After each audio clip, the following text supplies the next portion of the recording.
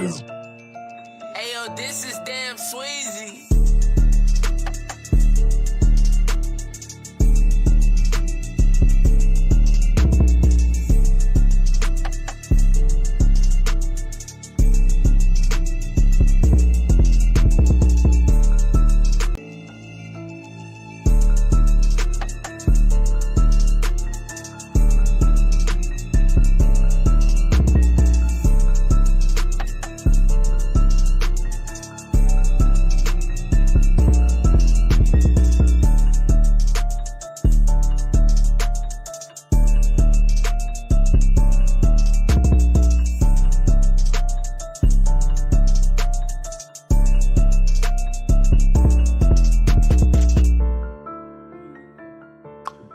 Welcome back, everybody. We're back. It's your boy D-Friend, back in the building for another episode of Absolute Short Podcast. Not a short episode, but we're back, man. You know, it's been a little while. It's been a week and a half or so, but we're here, ready to talk, ready to discuss some shit going on in the world. How's it going, Bryce? Not much. What's good, y'all, man? Like he said, we back in this thing. Feel good.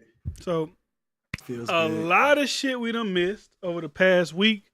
BET Awards, A.B. Wildin', P&B Rock Killers found. Wildin', boy. Joe Budden wildin'. Who else wildin'? Wildin'. Kanye wildin', Candace wildin'. Everybody's wildin' since we've been gone. Everybody's wildin'. BET's wildin'. We got to talk about BET. What they say? Mercury retrograde. Something's going on. Something is in the fucking water. I don't know what's going on, but something is going on. And we're going to talk about all that here on this episode. So if you're not subscribing, subscribe to the channel right now. You can subscribe to my channel. Also, you can go to Bryce's channel, Emerald Gaming Reactions. That's his gaming and reaction channel. Y'all go follow that as well. Are you streaming on Twitch now with the gaming or no? Yeah, I'm on Twitch, but shit, I don't even know my name on Twitch. I'll get to that. It's Emerald Thoughts on Twitch. I know what it is. All right. Oh, okay. Yeah, I'm streaming on Twitch pretty consistently. Okay, so SoundCloud, Spotify, iTunes as well for the audio version of the podcast. All that's out the way. All that's good. Where do we start? We'll start. Have we missed anything in your personal life since we've been gone, or what we doing? I mean, like I said earlier, I told you. I mean, I started my mobile detailing today. So far, so good. First day, so okay. I feel like I just keep going. And you already know. But I'll give y'all just a kind of summary of how my day went. I put the poster out. Somebody immediately asked me how much you charge. A few more people asked me how much you charge. You end up getting that person. The first person that asked that came back. Another lady came. She been in detail for like 3 years. She started breaking it down, talking about how she been doing or whatever. She was like, her best year they made, her and her husband made $75K. Mm-hmm. So it's like, and that's just them too? Just them? Yeah. I think they had the kids helping and stuff like that. But for the most part, it was like 2 people working the whole time. So 75K was their goal. Or that's what they made. That ain't my goal. If I get there, I'll be happy as hell. I ain't gonna lie to you because I'm gonna work to try to get there. But if I make 40, 50,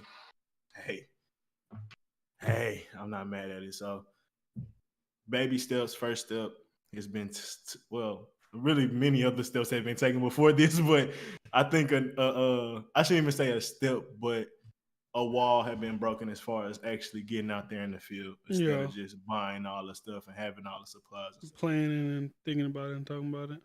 Yeah, got a website up and all that shit, but yeah, we ain't gonna talk about the website on here because we never know. We gotta keep some shit a little. Yeah, keep it under wraps. Keep it under wraps. But no, so detailing sites, y'all ain't gonna find shit on it. Yeah, that's all bullshit. But no, I've been good. Just a lot of shit going on in the week, personal, business wise, work wise, everything going on. We back, we in the building, feeling good, feeling great, feeling inspired, feeling motivated. So we here, we ready to go, man. I'm just ready to lock in. You're glowing, D-Friend. I look good. You're glowing. I look good. What's going on? I look good or what? Let me know. Let me know if I look good or what. Let me know. But no, we back. So, like I said, all of the shit we seen going on. What do you want to dive into first? My brother, what do you want to knock out first? I ain't gonna lie, we gotta get to that Joe Budden combo because that was a little crazy. Okay, so all things we talked about, like so this is my first thing about that, right? Can we want to clip it? You want to play a clip? I got maybe you got. Let's like find on my phone real quick. Joe Budden. This should be able to pop up pretty quick on YouTube nowadays. Bro, see what you're talking about with Twitter. I hate Twitter. I get on Twitter, first thing I see is a white girl with a dildo in her mouth. Why is that on my Twitter? Why is somebody retweeting this random ass white girl with a dildo in her mouth? Joe Budden condom. Here you go. I have no idea knowing. So you do the. And even I done walked in the corner and faked like I was putting a condom on before. Be working. What? They're none the wiser. What you mean what? Yes, I did that. You faked the put 1,000%. That was my poor. I'm asking. That was my poor execution of my plan after I mastered it, which was to just bust through the lambskin. The fact that he said he mastered it is even crazier. Yeah, that's crazy. That's crazy. This thing, I'm sure there's a lot of guys have done that. First of all, which is crazy because that's crazy. That's crazy. Not, that's fucking. Not insane. any guys admit that to me. No, nobody's gonna admit that. I know people have done it. And I don't know people. I don't know people have done it. I'm just saying I know that's people do it. That's the first time I've ever heard of that. You never heard people do that? Fake putting on the condom? No. Well, this is what you hear more. Most times you hear is you have it on and then you slip it off in between while you're having sex. That's what I've heard people say. That's what I've heard. Not faking it in the corner, never having it on at all. I never heard that. Whenever that's happened, that's was a conversation being had. That ain't just something. When I'm talking about niggas just slipping it off, no, I'm talking like just she don't know you slipped it off. Like you say you hitting it a couple times, you like let me just throw it off real quick. And, yeah, I'm back in it. You know what I'm saying? There's niggas do that, and that's nasty ass niggas. One, I don't know who the girl. Maybe the girl you know her, you love her, whatever. That's you think that you're gonna be good, but my nigga, she gotta know you took the condom off. You gotta allow somebody to respect to know, like, hey, I'm going in you raw. Now you don't know shit about me. You don't know my test results. I may get your ass pregnant, whatever. You gotta let the girl know. That's fucking crazy. And for Joe Budden to have so many times of, canceled. We'll say cancelable moments, especially when it comes to women, abuse of women, whether it's Esther Dean, the Tahiri shit, him doing shit with the co-host that was on the other show that people thought that was weird. You can't just, you gotta know better. You gotta know this shit gonna go haywire every time, especially when you got that woman abuse aura around you. And when that's a red pill, what most people would ill categorize as a red pill behavior, and he tries to shit on them so much. People that's red pill. No, you would think that's what people would say about a red pill. It's about scheming. It's about game. It's about manipulating and tricking. That's what on the outside, the shallow surface. That's what you would think. But he doing some shit that even red pill people probably would disagree with, if I'm gonna just be frank with you. Yeah. And he want to get all on us and talk about, not even us. Us red pillers. He's gonna fucking get on us about this shit. Yeah, he tried to get on them, so it come off like he was on a barbershop shop. And it's like he had a take, and all the niggas is just like, nigga, do you not understand how you can hold black women accountable? Let's just say that was a conversation. He was like, no, what? Just blasphemous type shit. And then you do shit like this, they're like, bro, what? It's like, I don't know, when a nigga be on that pandering high horse shit, and then you have some shit that come against you, similar to that Derrick Jackson dude, it just don't feel the same versus if it's a red pill that something came out with them. Yeah. Like, nigga, you the dude that's supposed to be women's rights, women's advocate, and more than most men type shit is how he acts from time to time. Yeah. So let me reread. Then you do some shit like that. It's crazy. You can keep talking. I'm crazy. And to get past that, you heard the little all his homeboys like, wait, what, nigga? You admitting this? They want to counsel him. I'm surprised they didn't edit this shit out.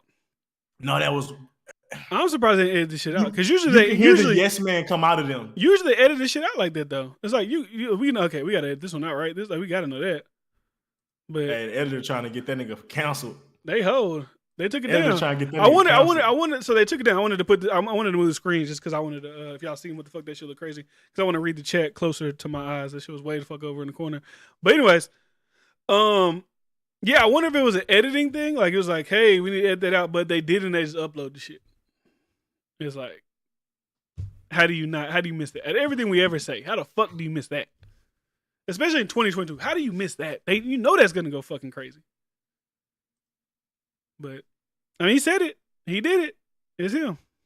Nah, yeah, his homeboys. You can hear how they paused, and then they was like, "Well, let's try to joke around." Let's really around. Oh no, you really? Nah, you didn't really do that. That's just like bullshit. We fucking around. We playing. We're not serious. We can't. No way we did that. But that's like the equivalent of like you talking shit about somebody and they standing right behind you and you just talking your shit and everybody letting you like, nigga, they standing behind, like, bro, you don't realize what the fuck you saying right now. Like, I don't know, bro. It just came off as like you're crazy if you didn't think about like even second about that not being something that you probably should think about not saying. Like, he came off the hip like strong. I've mastered it. Like he was confident. It's not like he like, oh, we need a little media moment real quick. I'm gonna just say it. Fuck it. I don't know how bad it's gonna go. Probably won't go that bad, but you know. So what they talking about real quick? As a joke, it's funny, but I believe it's true. So cancel him again. I let him know off top ain't no rubber being used. I don't know, man. I'm not single, so obviously I don't partake in that. I'm married, but if I don't understand this new. I mean, I don't know if this is new. Maybe it's always been going on. This fucking girl's out condoms. I think it's kind of crazy. But anyways, this Joe, so ain't no telling how peeled out he be. Don't put that on red pill. Hold up. He said, don't put that on red pill, man. Ain't no red pill shit. I'm saying like what a liberal woman or a feminist woman will try to categorize like red pill as like, and obviously Joe Budden don't subscribe to none of that shit. He's even demonized it, and then he come out and say some shit like that, just like kind of hypocritical. Yeah, when you think about it, because they don't even do nowhere near as bad shit as that. Like that's I ain't gonna lie, like I ain't gonna call it rape, but it's some form of harassment. I mean, some people say it's rape because it lacks consent. Like it's like I gave you consent to have sex with me with a condom. I didn't give you consent to do it without. Now, obviously, it's not like to the the fucking at rape. Like you don't want to have sex with a person at all. But that people will say in today's society on Twitter.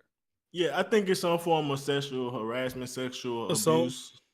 I think it should be sexual abuse because you abused something and they actually gave you a chance to have sex with them, but you abused it. Because there's ways you like. I remember it was a big lady. She sat on somebody's face and the dude ended up dying. It's like the judge basically was like, you knew that you're too big to be laying on somebody and end up suffocating them. So she ended up getting in trouble for that. And it's not. But it's not nigga rape. want that is you want that, nigga. Yeah, but it's sexual abuse or sexual like just misconduct or just sexual irresponsibility type shit. Like so it kind of all fall into that to me. It's like it's not rape, but it's definitely like some manipulative behavior for sure. Yeah, because even then it's like. If you want to ask a woman, they're like, well, you can hook a woman by doing it raw. So, man, I'm going to take this condom off and I'm going to really get it. Like, if you really want to think about the deep complexities of it, but then you could be like, yeah, the feeling. But to me, I agree with you. I think I got carried away with it. It's the condom, no condom. No, you know what it is for me? The smell and the feel of that shit is just like, so like once the smell gets sensed in, like in my, like, I don't like it. It's hard for me to ever like, it repulses me type shit. Condom smell? Yeah, that latex smell kills me, bro. But yeah, well, I'm married, so I don't really got to worry about shit like that. I'm off. I don't remember the last time I even pulled one of those out. But anyways, hey, you married, dude. There's all consent. You married. It's like whatever. Anyway, I don't say that. I don't mean. I know. Okay, I mean, fucking. Now you gotta read. I didn't mean like I'm married. I can do whatever I want. I'm just saying like we're married, so it's like. We both know no condom is, what I'm saying? We know. You know what's funny is you was married under Christian laws and beliefs. So what you said is technically right. But if council culture wanted to get you for some shit like that, like I'm not one of those guys that say like I can always have sex with my wife even if she doesn't want to. It's not rape. Not that type of fucking conversation. I'm just saying we both know what's going on. I hate fucking society. I hate Twitter. I hate all this fucking shit. Got to double talk. Got to fucking. I didn't mean to. I meant to. Fuck y'all. I hate everybody. You don't have to, bro. I don't have to. Not at this point in our fucking careers. This shit just get drug up years later. Like down even then, like bro, the people that do them, and they be fine. I know the Flacco dude or whatever got canceled, but what he do? He got took off YouTube. Oh, you mean Sneeko? Oh, Flacco, Sneeko got took off YouTube, yeah. But yeah, so it's possible, but I don't know. Salute to Sneeko, man. That's Twitter. That's fucked up, man. Elon bought Twitter, so maybe we safe on there. Yeah, who knows? But what you want to get to? You want to get to the BET War shit real quick? We'll knock that out. Let's talk about that. So BT Awards came on last night. I don't know if you watched it. Probably not. Maybe you watched a couple of reruns on social media, a couple of clips, a couple of this, a couple of that. Me and Bryce watched a bit of it. You know, I watched a couple of performances, watched a couple of awards. I saw Trina get the I Am Hip Hop Award. I saw Kodak Black perform. I saw Pusha T perform. And who else? I think I seen Glorilla, either the end of her performance, something like that, right? One, I want to say, y'all been knowing I fuck with Glorilla, F&F. I'm glad she won Breakout Artist of the Year. Salute to Glorilla, man. I think she has maybe she could get, maybe this is what I'm saying. Her album's not gonna do good. Let's just get that out there right now. I don't know about that. She dropped an album 11/11. I'm talking about sales wise. Girls' albums don't sell good because she's not. You gotta think about it. She's not as big of a star as Mulatto. She's not as big of a star. Meg Thee Stallion. Like she's not as big of a whatever as any of these people. And these people don't sell no records. Even you could even say to Coi Leray. Coi Leray, who do you think was bigger at this point in their career? They both had these big hit records, but Coi Leray's hit record was maybe a little bit bigger. I take hood records being bigger. Bigger, okay. Because when you get that type of black people, it's like even white people will respect you. Like when you get that group of people, like all people start to be like, oh yeah, that's the. But I think she do probably need another hit. Yeah. Like she dropped an album 11/11, so the album's coming. Like it's no ifs, ands, but I still think. Like, I'm not expecting, like, oh, my God, Glorilla did 100,000. She probably gonna do, like, 20,000, 12,000. Like, she's not going to do no crazy numbers. She shouldn't have dropped the album until maybe next year or year after that. She should have just kept dropping singles because it's similar to, like, what Nipsey talked about. It's like, it shouldn't be no rush in trying to make that first album. He had all those other albums he could have named albums that had album quality, but he, like, if you – try to get a sales or something like that, if you try to, make a deal, excuse me, they gonna base your deal off of your sales of your album, especially probably one of your first album sales. So it's not smart to be rushing into albums. I don't know why these new artists are so quick to try to rush into. Especially, let's keep it a buck. Do we really think that Glorilla is gonna make a great album? Like I said, I like her little song. I like Tomorrow. I like F&F, and I like what's the other one? Blessed. I like those records. Man, but as some good songs. Those are good songs. Will those sound all great on the album? No, just make singles. Like Yo Gotti, sign into a single deal. Y'all getting together, get to Memphis, get the greatest fucking Memphis sounding singles, and just pump them bitches out. Like female rappers, not all of them, but because there's something going on in female rap. I say it's for male rappers, so it's not even just female rappers. Some of y'all just drop singles. Yeah. Like, just drop singles. OT Genesis, I don't think he's ever dropped an album. But he's had singles here and there. They blow up. You get big. You tore off that single. You get money off that single. You just keep it fucking moving. Because a lot of y'all, we also drop albums. That's when people start talking about that. Oh, you're trash. Oh, you fell off. Oh, this is the. That's when you start getting graded against all these other fucking legendary people who got great albums. Yeah, for some reason, artists and of course the industry don't give a fuck, but they don't care about the value of what albums used to be. That's why you had mixtapes and shit like that, EPs that you used to drop, because when an album came, it's like your best, like your pure, like this your shit, like, gon' hit, and you'll wait for that. Like this is your time capsule of this moment of your career. This is the moment of your career. This is what it built up to. This album. That's what it used to be. But now it's like everybody's dropping. That's why Sonny Digital put out a tweet. He said, "Make mixtapes great again, and also make the mixtapes off of streaming platforms. Go back to put them hoes out on Dat Piff. Go back to just put them hoes on YouTube. Go back to just because those are just things that are fun. They don't get graded the same as albums. Like you don't look at, even though they're great, other people. You don't look at Sorry for the Wait. You don't look at like all that type of other shit. You don't look at those in the same as the Carters, even though they're great. They're still great like projects. But there's mixtapes. So I think a lot more people should probably have mixtapes, because when everybody start calling shit albums, okay, we start grading shit like how we think about albums. Like, oh, that's a trash album. That might have been a cool mixtape, but that's like an album. Oh, that's trash. Or EPs. And I think almost every great rapper that we know have dropped mixtapes and EPs. Yeah. Even Drake with What a Time to Be Alive, that was technically a mixtape. It wasn't if you're reading this a mixtape? That technically was a mixtape. I'm not sure about Jay-Z, but I know Wayne, I know 2 Chainz, I know Rick Ross, I know Kevin Gates, I know a lot of niggas that do the mixtape era and came from that era. Yo Gotti's, a lot of them. It's like it give you that time to have fun without the expectations of sales. Yeah.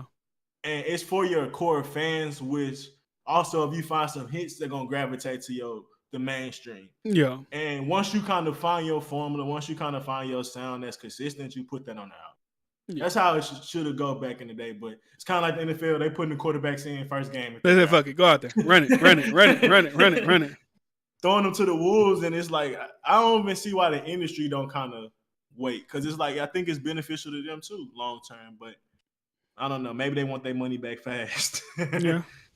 I get it. They're like, it's a hot commodity. Y'all boys running out of steam. But let's get back to BT. Because talking about running out of steam, I could have talked about DaBaby real quick. But we'll talk about that after we talk about the BT shit. Like I said, so Glorilla, salute to her. So what you think about let's run through some of these awards and nominees real quick. So hip hop artist of the year was Cardi B, which Cardi B only dropped one record, right? Like I think we gotta stop disrespecting artists who are actually like dropping a lot of music in the year and not nominating for these awards just because they may be a little bit smaller. It's like Cardi B should have been nominated. They do disjustice to them. It's like how is like Lil Durk dropped the album? Why would Cardi B dropped one song? Lil Durk dropped an entire project, which a lot of people say is one of the best albums of the year. How is Lil Durk not on this list? Lil Durk, Future. Like, no, Future's on the list. Let me just go through it. So it's Cardi B, Doja Cat, Drake, Future, Kanye, Kendrick, and Meg Thee Stallion.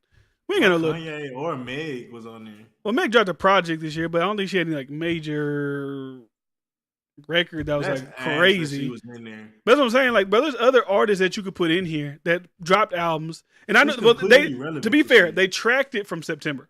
They tracked it from last year, I believe last September. Yeah, last September. Well, I don't know then. I don't know what she dropped with that. Yeah, but even just Cardi B dropped what? Hot Shit, and she dropped. I think that's it. I think that would be the song Kendrick that she should dropped. have been up there too. Kendrick was up there. He won. I thought you said Cardi won. No, I was naming. She was at the top, like from naming. Okay, you just mad at the nominees. Yeah, I was naming the nominees. Yeah, she didn't win. Hell, if she didn't win, I'm like, what the fuck? How'd she win? But Kendrick should have won. I don't think so, just because I think Lil Durk had a more explosive year as far as his album was just as good, and he had more features. It's just off that alone. And then I feel the same with. What about Future? He's in the more list. Features. And then Kendrick. That would have been my top three, though. Kendrick probably should have been third if you was to ask me. That's fair. Because Drake, we're going. If you're going off of Certified Lover Boy, but I don't like those long years. But I mean, I guess you got to put those people in somewhere when the award season comes up. But if you're talking about Certified Lover Boy, I mean, so I ain't gonna. Then I'll do that. But whatever. So, anyways, hip hop album of the year. We got Lotto with 777. Drake was Certified Lover Boy. Kanye West, Donda. Future, I Never Liked You. Pusha T, It's Almost Dry. Nas, King Disease 2. In the winner, Kendrick Lamar, Mr. Morale, and the Big Steppers. My personal out of this, I disagree, but you know what it is. I'm like I said, out of these albums right here, to me, it'd be fourth. It'd be fourth on this one. It'd have been, I would have picked Drake's, and then I would pick Future, then I would pick Donda, then I would have picked Kendrick Lamar's album. If I was going to go off what's on this list. And then Pusha T, and then Nas, and then actually I don't know. I ain't really listening to that King Disease 2 that much. It's not sticking to my brain right now, so I'm not gonna say I would put that one there. But anyways, I mean pretty much Kendrick sweep the shit. So anyways, this is the controversy. This is where the controversy comes in. Song of the year.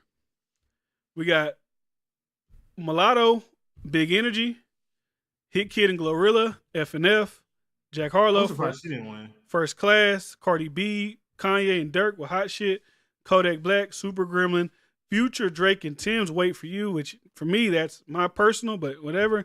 Drake, Future, and Thug with Way Too Sexy. Now, Kodak Black said, Frappuccino won, and Frappuccino, he's called Mulatto Frappuccino. She won.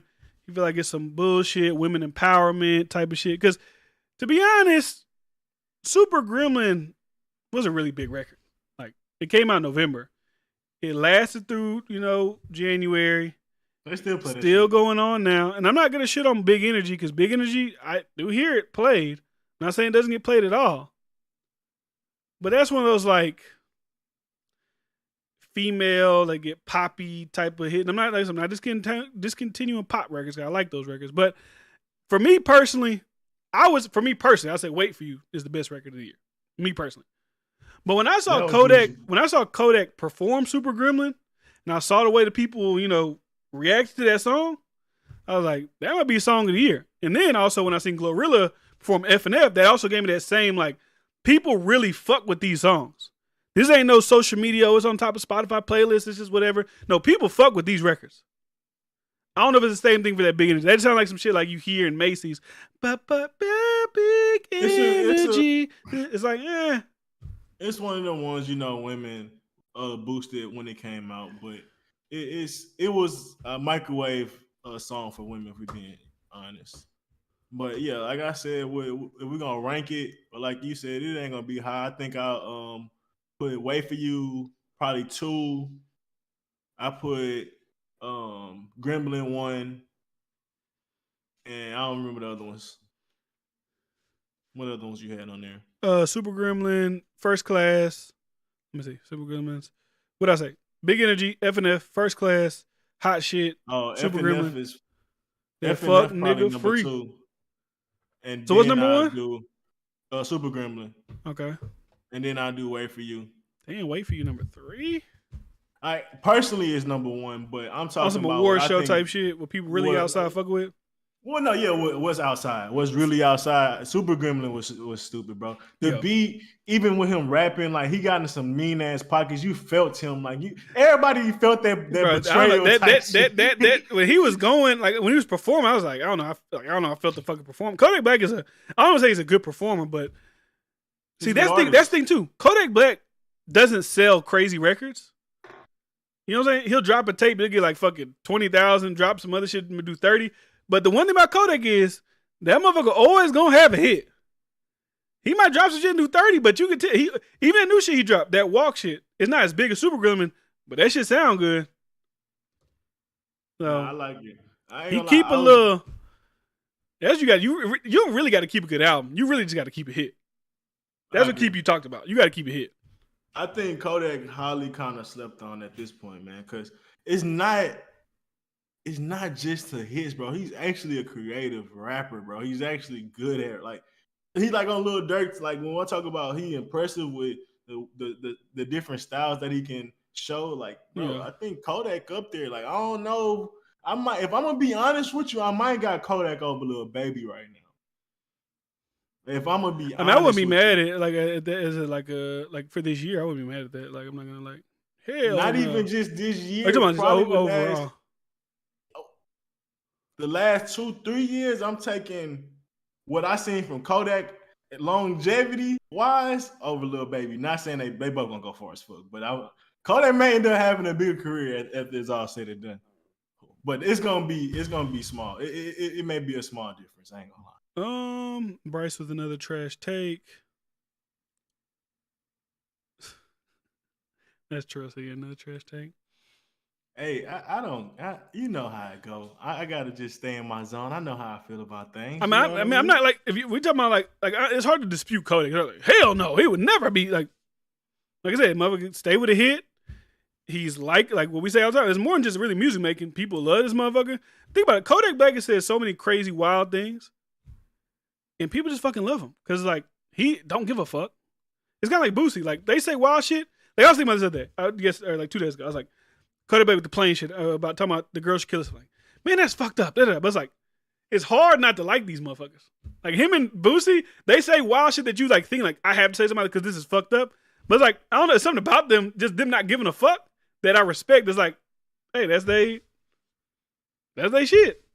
Because they just stand on it. They don't go back really. I mean, he apologized to the girlfriend. Obviously, maybe that's just the right thing to do in the moment. But, you know. Yeah, and I don't think I think he really was being, like he wasn't trying to be. It wasn't like no fake apology. Because if the information probably never came out that those people were scoping him out already, he probably just never apologized. He was like, I'm going to fuck whatever. Oh, but I feel like even with the waffle shit, I don't feel like he was trying to be. Yeah, but people that was crazy. I mean, just the optics of it is like, why are you doing a tribute to this? Like, if I die at Popeyes, Bryce, don't post a picture of Popeyes chicken a week later, like, rest in peace, my nigga D. Like, what are you doing? Why is this the post? Niggas don't understand, like, hood tackiness. Like, niggas, that's what niggas do. Like, yeah, don't do that. Niggas got Skittles after Trayvon Martin died. Yeah, they was running down the street with the Skittles and the black hoodies. Like, I mean, that's like what black people do. Like I don't know. It's like niggas got portraits of this nigga Trayvon Martin with Skittles. Like, like let's be real. Like, and like I said, I could get how it's distasteful, but when he came back out and his initial tribute to him was done well. That like was a double down on me knowing that he didn't have bad intentions. I feel like because he like I don't know. I just don't feel like he'll go that far to do that if he really didn't give a fuck about that person. Yeah. Trell said, I can see if Kodak keep doing or saying dumb shit. I see him getting blackballed. I don't know. You got. He said some crazy shit so far. Like I don't know. I kind of agree with like Russ. If y'all watch Russ with Academy. You want to lead the BT Wars and get to the blackball shit because we can hop over to the. I didn't even see that was a topic. No, we can. It's around. I just put DaBaby about him selling 13K. We can hop over there. Well, how many other awards you got? We got hip hop video, which Kendrick and Baby Keem won Family Ties. I'm not really a big video guy, so I can't really say like they shouldn't have won that. That video did look good, so I'll give it to them. Best collaboration was Wait For You. I'm not gonna really argue that one. Best duo, Earth Gang. Best breakthrough hip hop artist. Look at that. Let's talk about this quick. We talked about this in the group chat order. Best breakthrough hip hop artist. I thought this nigga been broke through in 2019. I think he broke through 3 years ago. Now you can say maybe your argument is he broke through to the mainstream. You know what I'm saying? The mainstream. That's what breakouts mean. He just broke out. He just broke out, nigga. Come on. And then he lost to Glorilla. Salute Glorilla. Best live performer was Kendrick. I don't know how they gauge. I would say in this category, I ain't gonna lie, from live performances I've seen on like social media, I never really been to these people's concerts. I'd say Tyler the Creator probably got robbed on this one. I would say that. Like Kendrick Lamar shit's cool, but I don't think it's like Tyler the Creator's type of shit. Damn Butler suit, not hitting like that. Them niggas gassing. Lyricist of the year was Kendrick. Pretty much Kendrick award show. He didn't even show up. Right? It's just Kendrick. Video, bro. David gave this nigga. But hold on. I'm hating now. But they even gave this nigga video director of the year. How they get a video director of the year? They was dick sucking hard at the BT Wars last night. But they got Benny Boom, Burna Boy, Cole Bennett has been putting out videos that look beautiful for years on Lyrical Lemonade. Colin Tilley has been making crazy looking videos for your favorite artists, from Meg Thee Stallion to DaBaby. Crazy videos. Even those other guys, real goats, they've been making good videos. Director X, we know about him, he's a fucking legend. Tiana Taylor, she's been stepping her ship. Kendrick Lamar and Dave Free went because of what? Family Ties? The video director's got to stand up and defend themselves. That's the one right there. I don't know about that one. Was that a swap meet and they kept zooming in and zooming out? I don't know about that one. I don't know. They just want to get it. They was like, please come to the award show. We'll give you video director of the year. Come on, bro. That's crazy. And I know it ain't off that shit they did where they was arguing and they start fucking on YouTube. That definitely, that's the one that did it. It's like, all right, bro, come on. Producer of the year was Hitmaker, formerly known as Young Berg. What do you produce? I mean, maybe you could say ATL Jacob. He was there. Baby Keem is in the producer of the year category. Hit Boy, Kanye, Metro Boomin, and Pharrell. There's no other producers besides like Pharrell. Like there's no young producers y'all niggas could award. Like seriously, that have been actually putting songs. Like there's gotta be some young producers y'all could do in there. Like ATL Jacob, that's one. I don't really know Baby Keem shit because Baby Keem doesn't have a tag now, unless you're saying he produced just like his shit and some. I don't know, but like. And not say Hitmaker should have won. There's a lot of Hitmaker, and then like I hear all those his tag, but I'm just saying like there's nobody else y'all could have found to put in here. All right, anyway, best hip hop platform. They gave it to Carisha Please. She got 6 fucking episodes. Please give me a break. How the fuck is she? That shit was crazy. Like that's crazy. Like the Breakfast Club. Whether you think about the Breakfast Club or not, maybe he shouldn't have won. Maybe he should have. Well, probably shouldn't have won. It was nominated. So it was Big Boy's Neighborhood, Breakfast Club, Carisha Please, Complex, Drink Champs, Hip Hop DX, $1 Million Worth of Game, NPR Tiny Desk, and Versus. She shouldn't even have been on that list. This is one thing I say. To be fair, she's already famous, so she got that built in. She's on Revolt, so they got that marketing budget behind it. To be fair, every episode she has dropped has, I believe, you could correct me wrong, has garnered over, like millions of views. So it is a big. That was on where they sing on fucking Tiny Desk. What the fuck? Like, I mean, who gives a fuck about Tiny Dance? Though? I mean, besides the other shit, that was crazy. There's a little good one. I'm not dissing Tiny Dance, but like overall, it's like if we're Tiny Dance is great. Relevancy of music. You think Tiny Dance is more relevant than like? Yeah, she talking Carisha about Please. What did she talk about the music? That's all I give a fuck about is woman shit. But that's my point, though. But she's talking to rappers, so that's where the hip hop part come in. I didn't know she talked to rappers. I mean, she's talking like her. She talked to Mulatto once. She talked to Sweetie.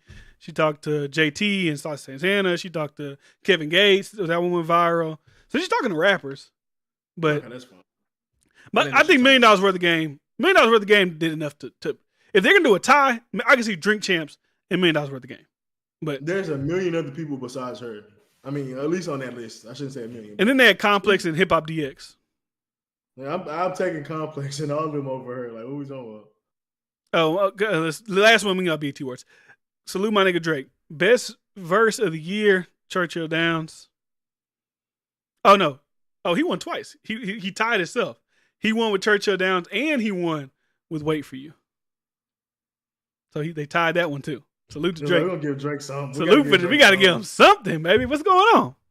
D-Friend, you moved? What do you mean? I'm in the same fucking spot. What you talking about? What y'all saying about the Kendrick shit? I know y'all said some shit. Baby only had Right On this year. I don't know. This is a bad take. Kodak had Superwoman, all hits. Wait, talk about Kendrick. He did not deserve all the awards. Yeah, I had him out.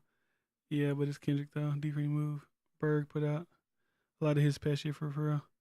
Hitmaker had hit, Stop the Cap. His sample and loops are slow. I mean, we didn't say it was trash. I mean, I don't know.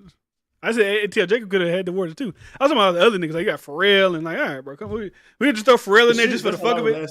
Like, we just gonna throw Pharrell in there for the fuck of it. Like, you know.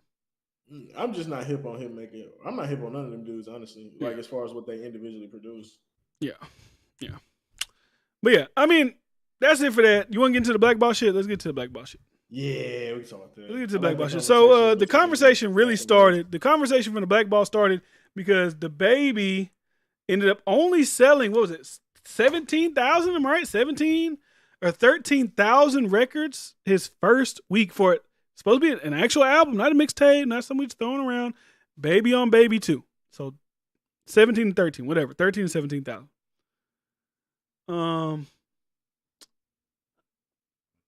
What are your thoughts on that? For artists that you would assume his caliber to be. I mean, what did he drop before this album? Ass Rollout. True. Like, I mean, we know who DaBaby is, but besides that, like, what you thought that was gonna be it for you to just go out there and do it? Like, that was a lazy attempt. I ain't gonna lie. I think he was. I don't know. I think he was banking on his old star power. I think he had to be. That's all I can think of. He had to be banging on old star power. I feel like this ain't 2020 when you first came out lightning hot. You dropping hit records because you was dropping hits too. That's like you can't discount. You was dropping hit records. If you don't have no hits on the album, if you're not gonna promote the album and then the album ain't gonna have no hits, what do you think's gonna happen? People's thing is, oh, he's getting blackballed. I don't know about y'all. I went and checked. I saw the motherfucker on the playlist. That Sock song was on Rap Caviar. That Sock shit was on Apple Music. It wasn't at the top. Like, I get it. You know, usually they change the nigga picture and there's like, oh, it's DaBaby dropped and Socks is number one. I get that. It wasn't there. It was in the playlist, though. This is my thing on it. It's like, okay, I get it. I saw Tory Lanez talking to academics about it, too. He's like, you know, 80, like, breaking news, guys. 80% of your favorite artist streams come from playlist. Right? For the big artists, is that true? I don't know if that's true. Like, if I go to Drake's Spotify, right? Playlist shit is honestly like you'll have a record or two that go big, but we're talking about like albums getting listened to, like songs and albums getting played and listened to. A lot of them hoes ain't playlisted. A lot of the songs on albums, so people still got to go and listen to those records that aren't on the playlist. Yeah, and I feel like playlists are more built towards like if people are playing your shit, they're gonna put it in there, not vice versa. They're not putting it on there, and that's what's getting the plays. They seeing what people are fucking with already. Then well, no. They throw nigga shit on there when it first come out just to like get you initial. Because like I said, that's how I did. Like you drop and your shit go to the top of the playlist. Like, hey, this person's dropped playlist. We're here. Listen, da da da. But that's like a record. It ain't gonna be like a whole, like you drop a whole album. Whatever the top song is, or whatever song you probably told them, like, hey, this is the record we're pushing, put that up there. That's how they essentially do it. But for your album, I don't understand how they really like. If people want to fucking listen to you, they're gonna listen to you. Like they can blacklist Drake. They can never fucking post Drake on a playlist again. I would hear every Drake song that comes out. These guys really just don't have fans. That's what comes. They don't really. If you're like what Russ said, if your whole music livelihood is predicated only on being playlisted, you don't really have real fans. I'm sorry. Like I said, if Drake dropped the album and they said, "Oh, he's not gonna be playlisted, he's not gonna be on the front page of Apple Music," I don't give a fuck. I'm gonna go on my Spotify. I'm gonna type DRAKE, enter, new album, play. I don't need to be on Rap Caviar. I don't need that bitch to be on no playlist. Yeah, I feel like that playlist shit is like just disingenuous from artists. Like they make up excuses and they try to blame that on type of reasons. But because you got to think about it, social media is going to talk about you. Fuck a playlist. A playlist is a form of social media, but it's nowhere near as powerful as Twitter or YouTube or Facebook.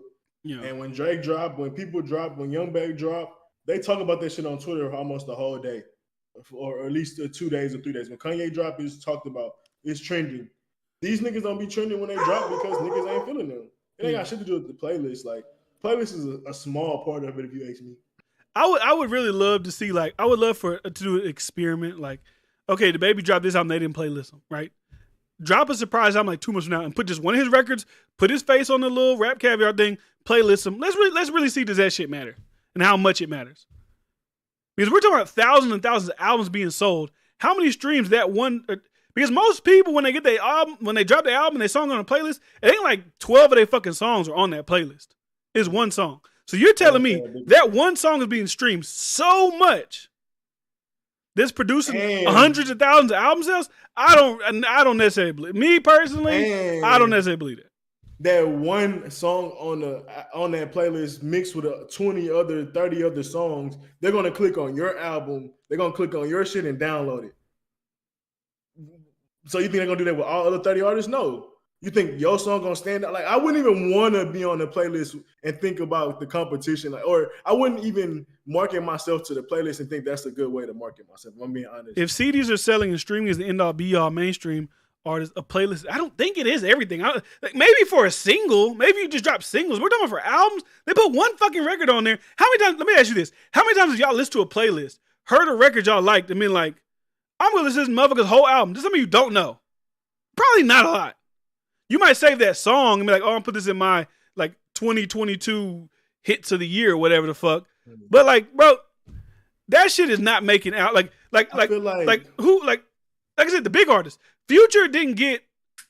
I don't even know what was a big song when Future first dropped. Like I don't even think "Wait for You" was as big as it was when it first dropped. Whatever got playlists, maybe like "Chicken" and whatever, or maybe 7:12 p.m.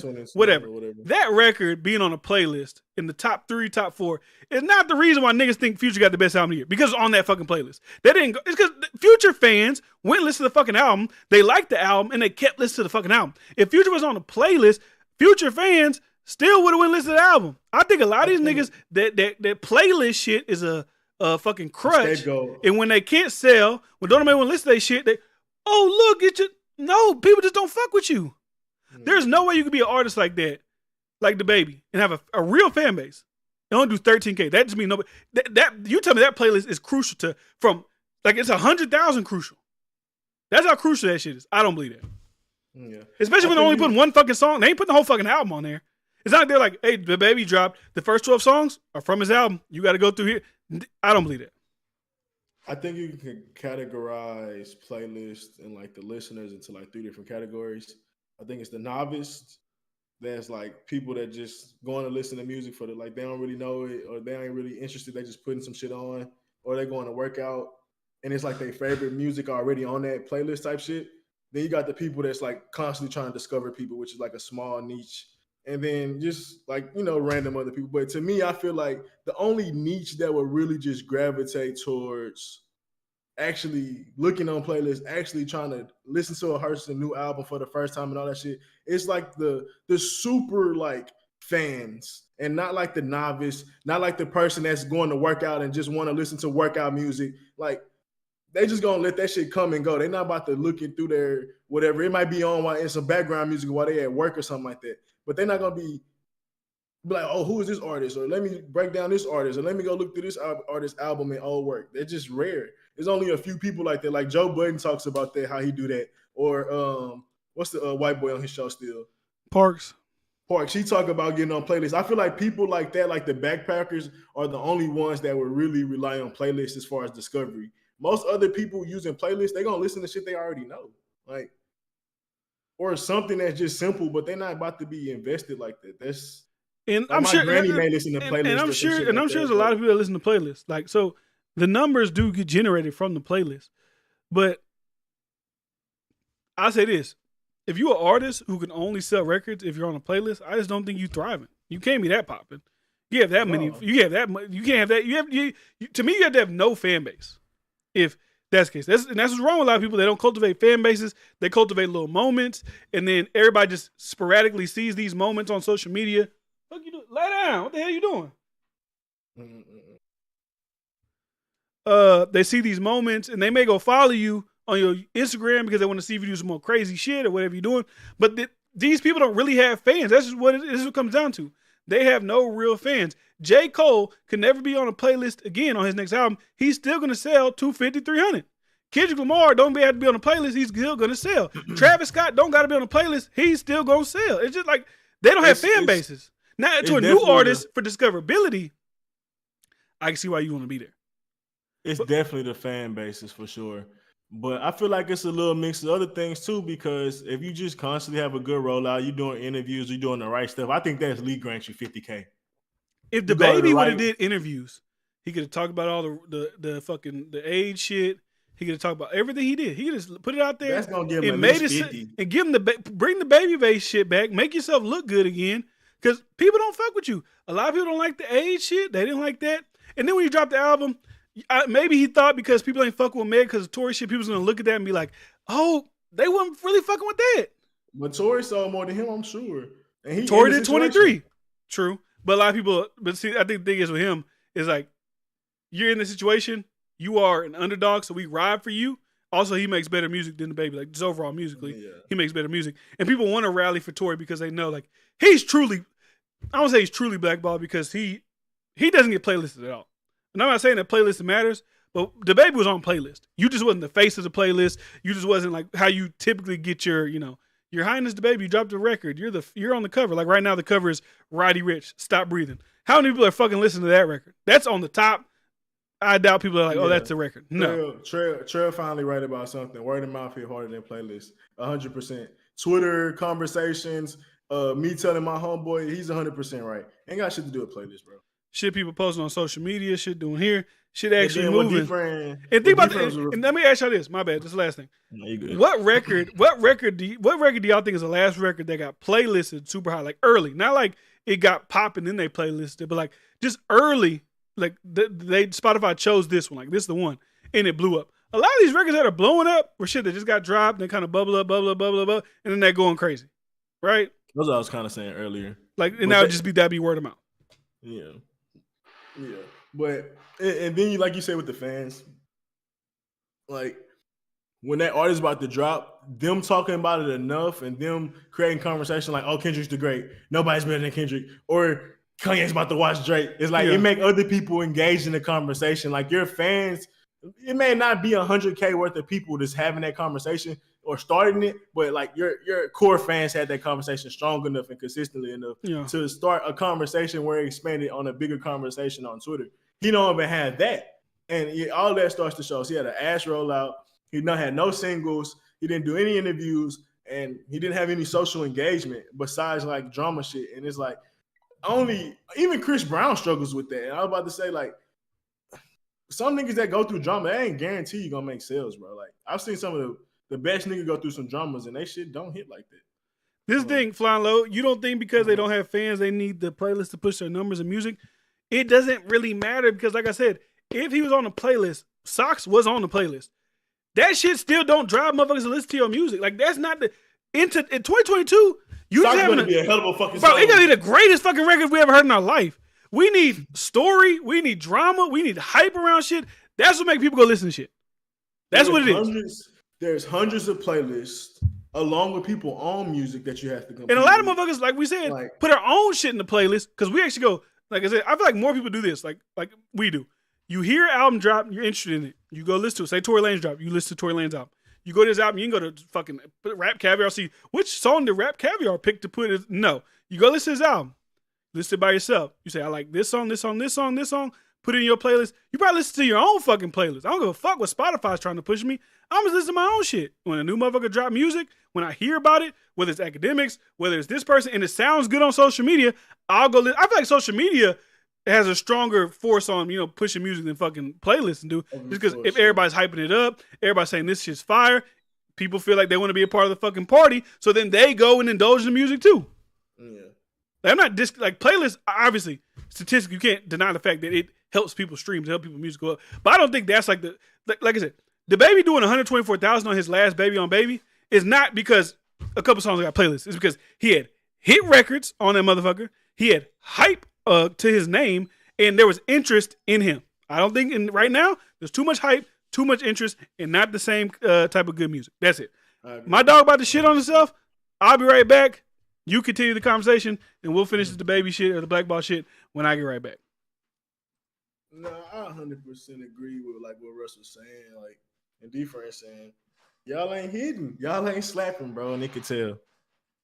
You can tell, man. What y'all feel about it? And I feel like the BlackBalled stuff, like I said, it's a scapegoat, man. It's a scapegoat. Like, if your shit really popping, it's no argument. Like, you got to think about the music game is strictly financial more than anything. They don't really have too many morals. They don't really have too many standards. We know that. Like, we talk about that day in, day out.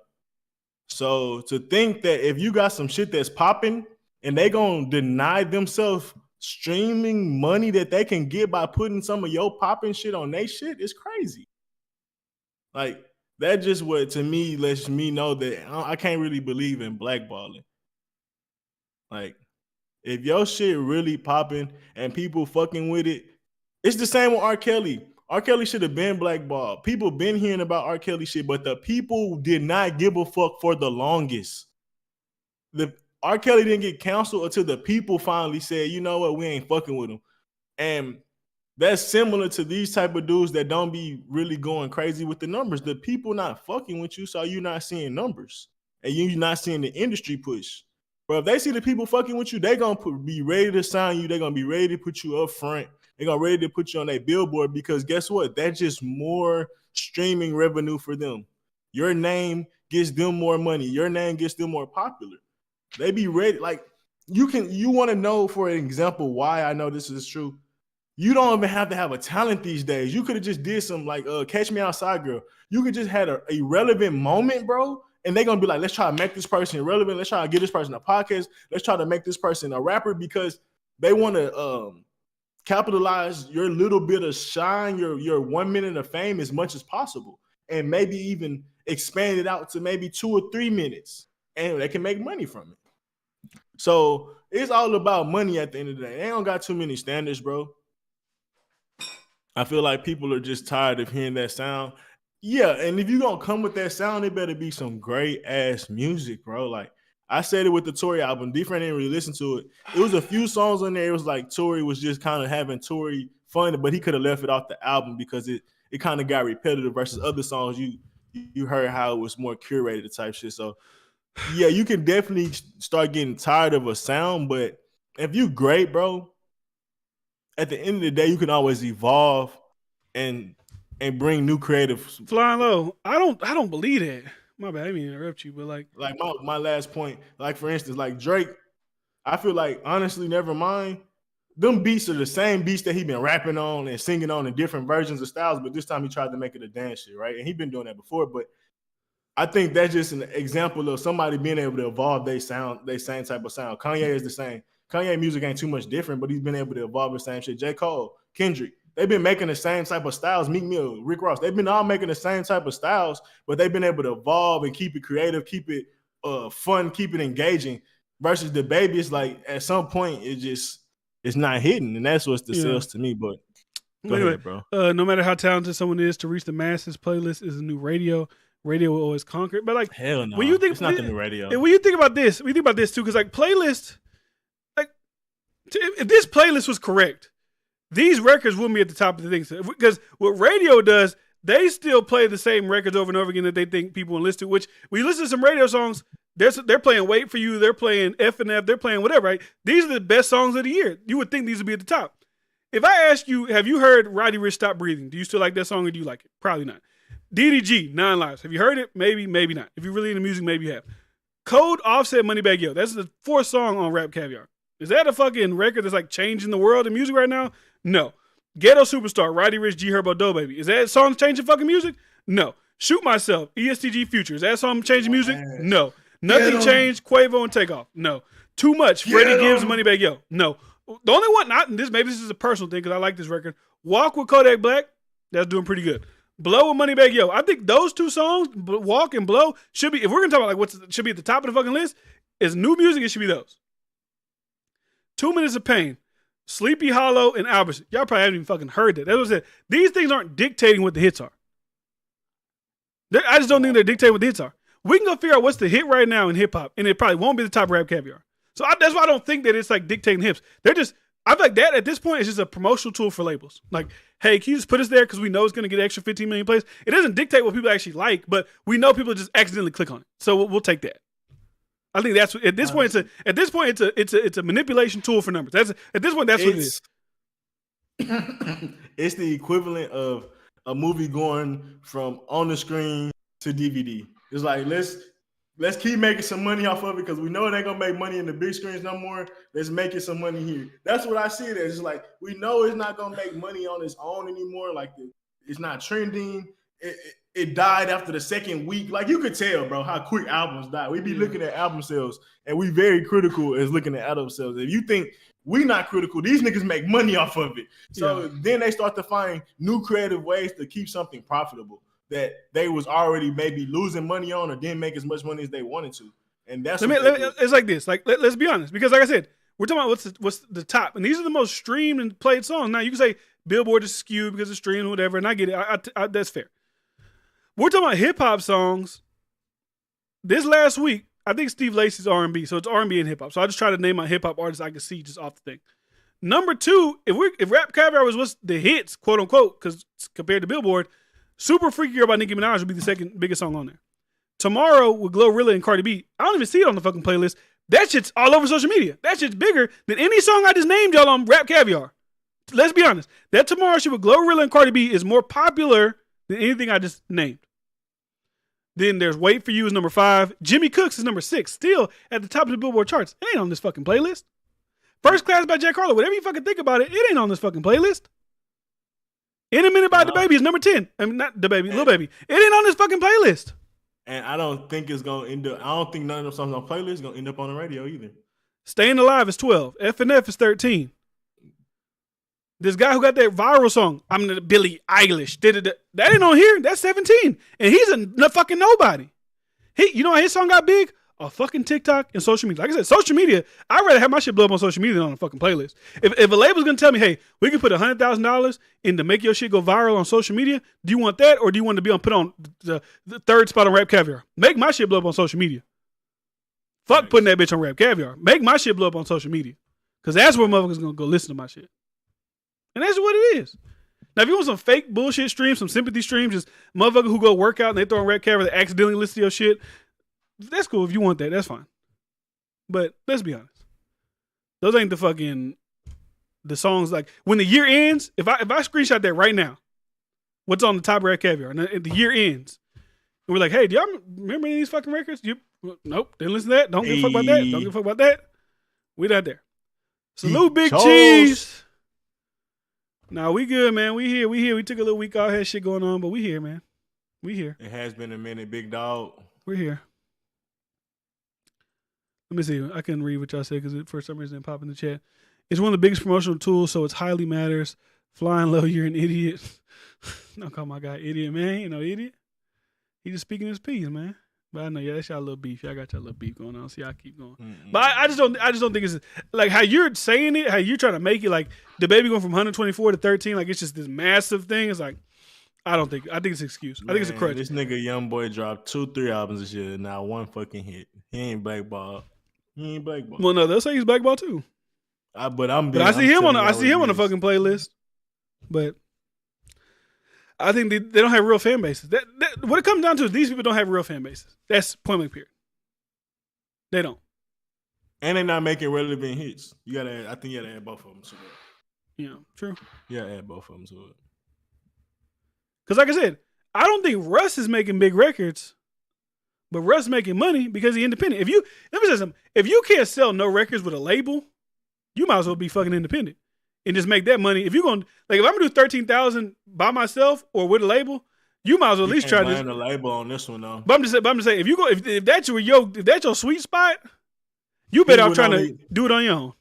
And that, in my logic, he would only make 5K sales then. But he'll probably make more money. But I bet he'll make more money off that 5K than he did off that 13. He got to split it with the label. He got to split it with this person. He got to split it with that person. At least if it's just you, it's just you. You get the 5K. But you only doing 10, 13. You got to split it with fucking 12 other people.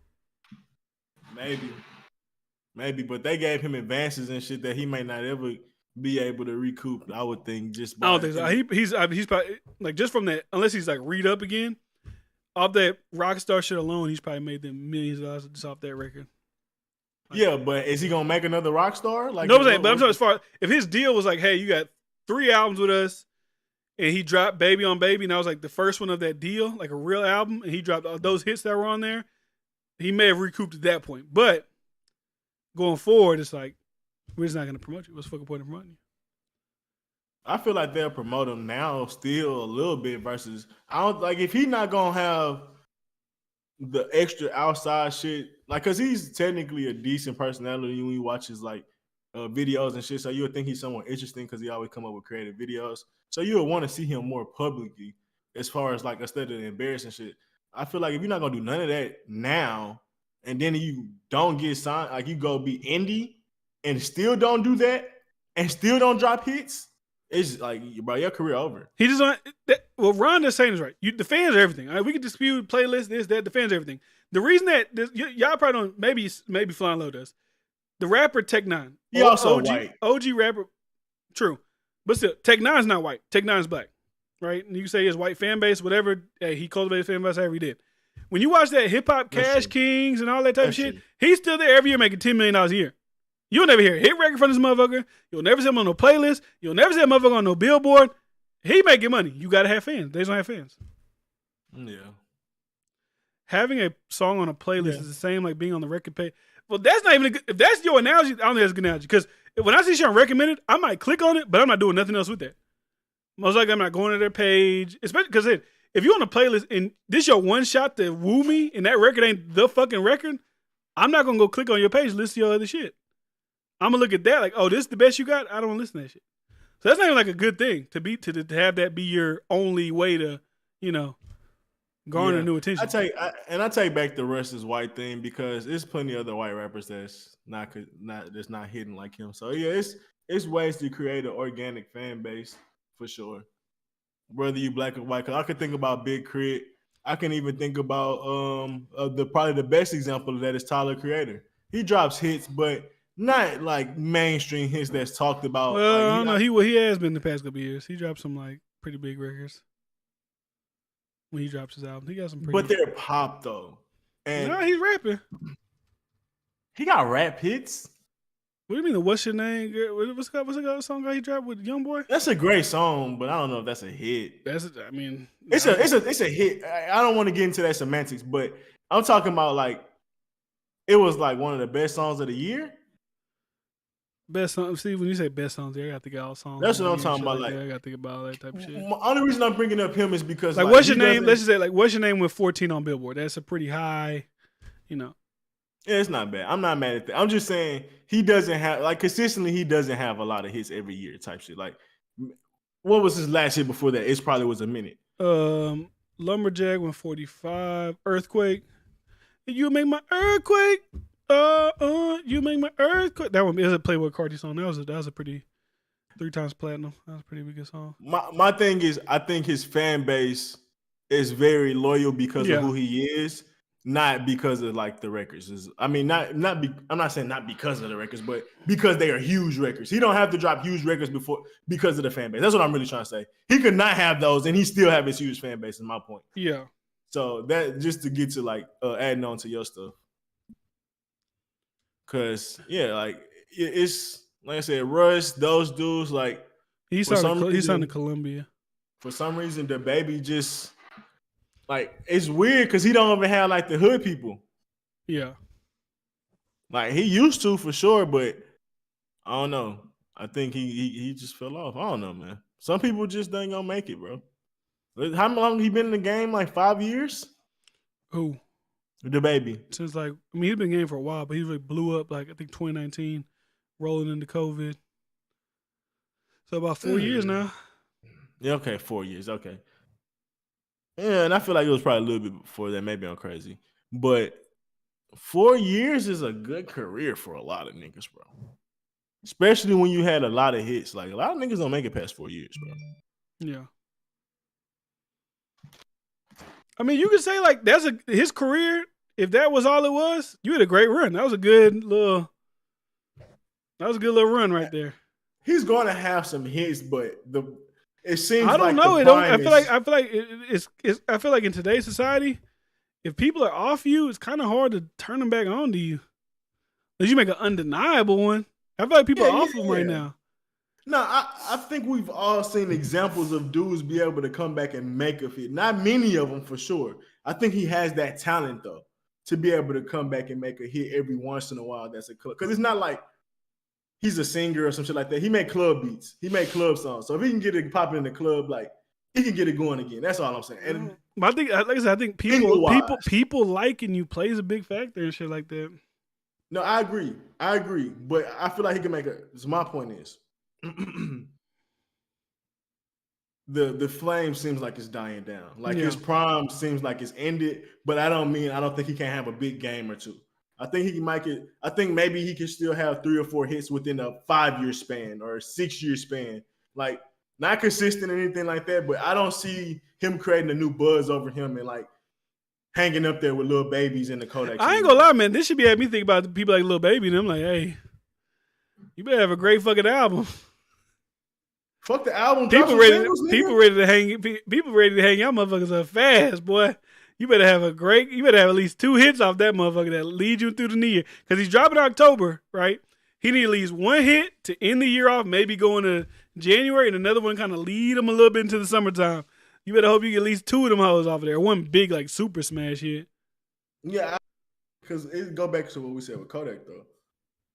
Kodak album's not selling great, but he keep dropping hits. Like nigga, drop them songs, bro. If y'all playing around, like, I don't think DaBaby. I feel like the thing with Lil Baby is now it's like it's also like when he dropped My Turn, I feel like he had all this pressure. Like he's the greatest of generation. He's this. People have a conversation about him being good, but now it's like you the guy.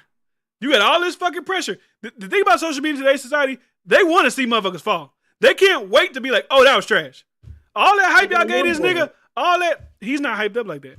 Fans make him that, but like we could be honest about Young Boy. Like that shit's not like that fucking immaculate. Like that music is not like some fucking. But I'm like, saying like, ooh.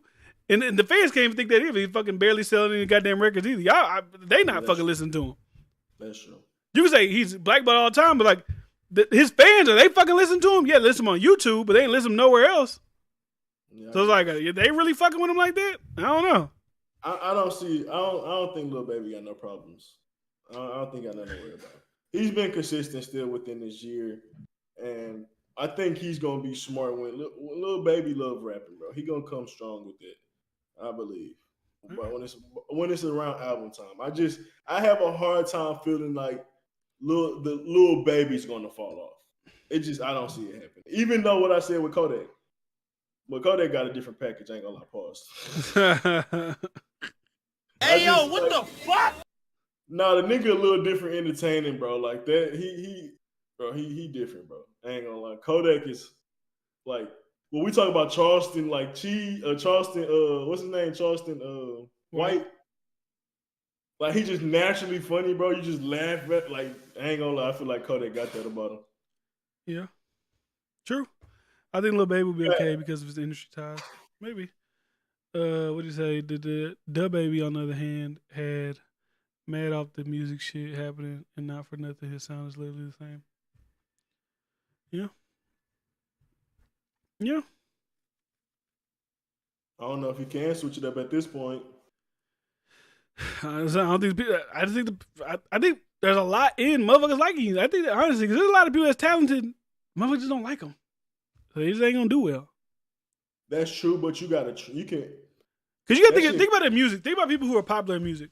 There's a lot of people in popular music that you might be like, hey, this person doesn't make better music than this person, or this person doesn't. But this person is way more liked than this person is, and you being liked, especially in a world where it's got to be people wanting to engage with me, being liked is a big factor in that.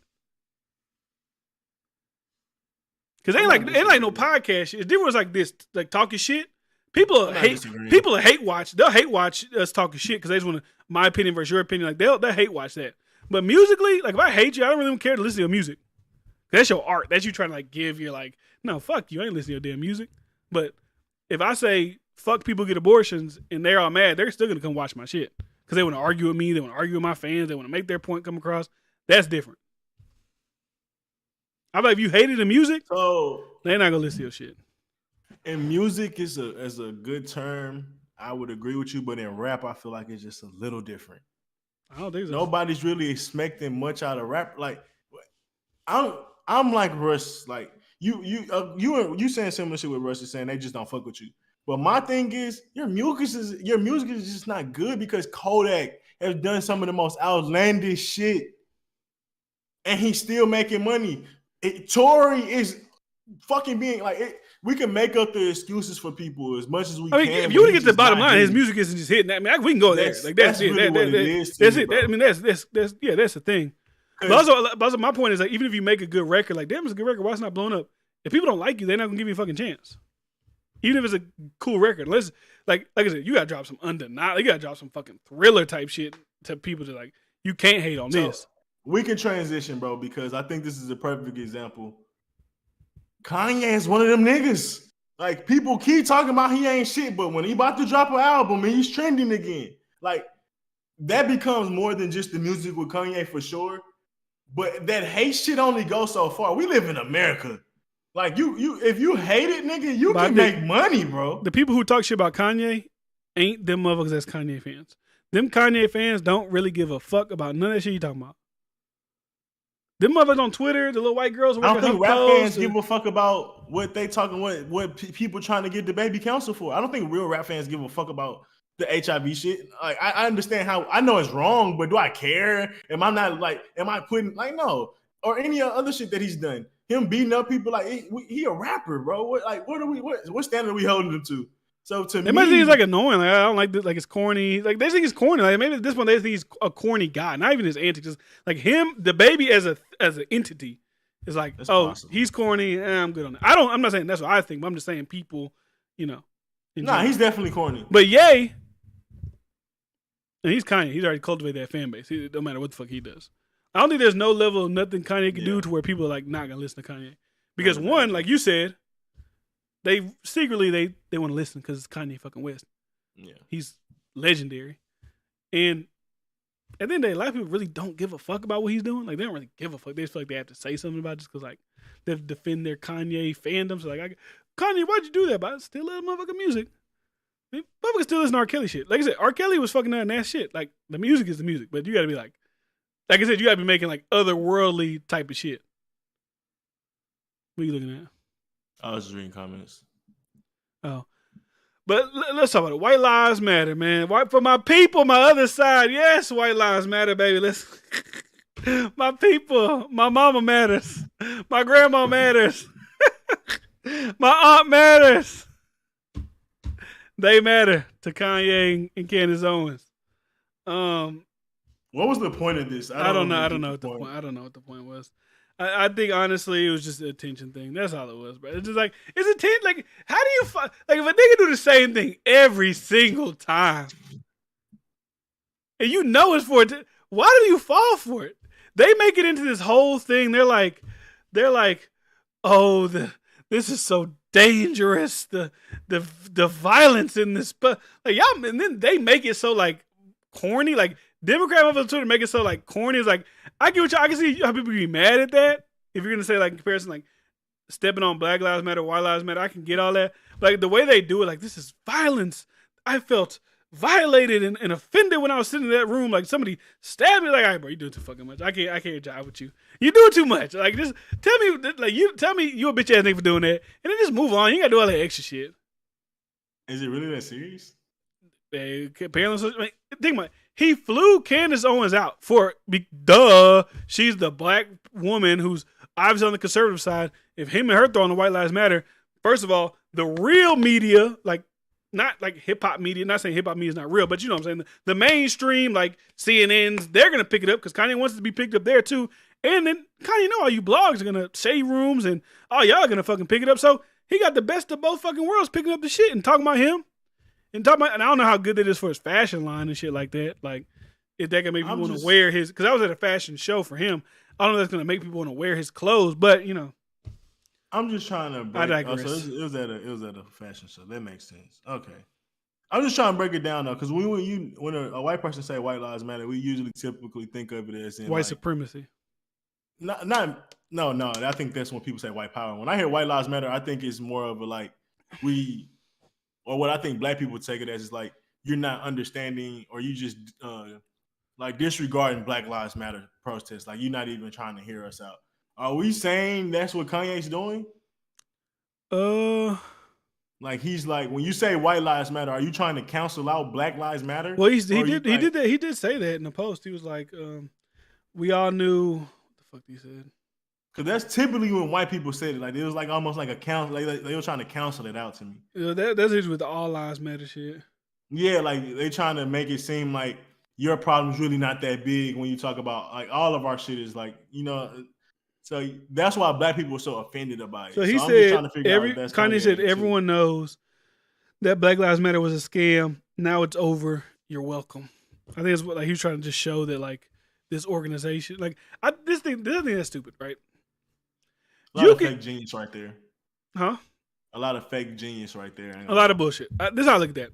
You could say the Black Lives Matter organization is like a farce, a scammer. But the like I said, the thought around it, or the people, like the regular people that feel that narrative, right? That feel that thing, I think that's different. To put those two things together to me and lump them as the same, I feel like that's like disingenuous. Like you can say, yeah, I talk about Black Lives Matter organization all the time, buying fucking houses, and them motherfuckers scamming.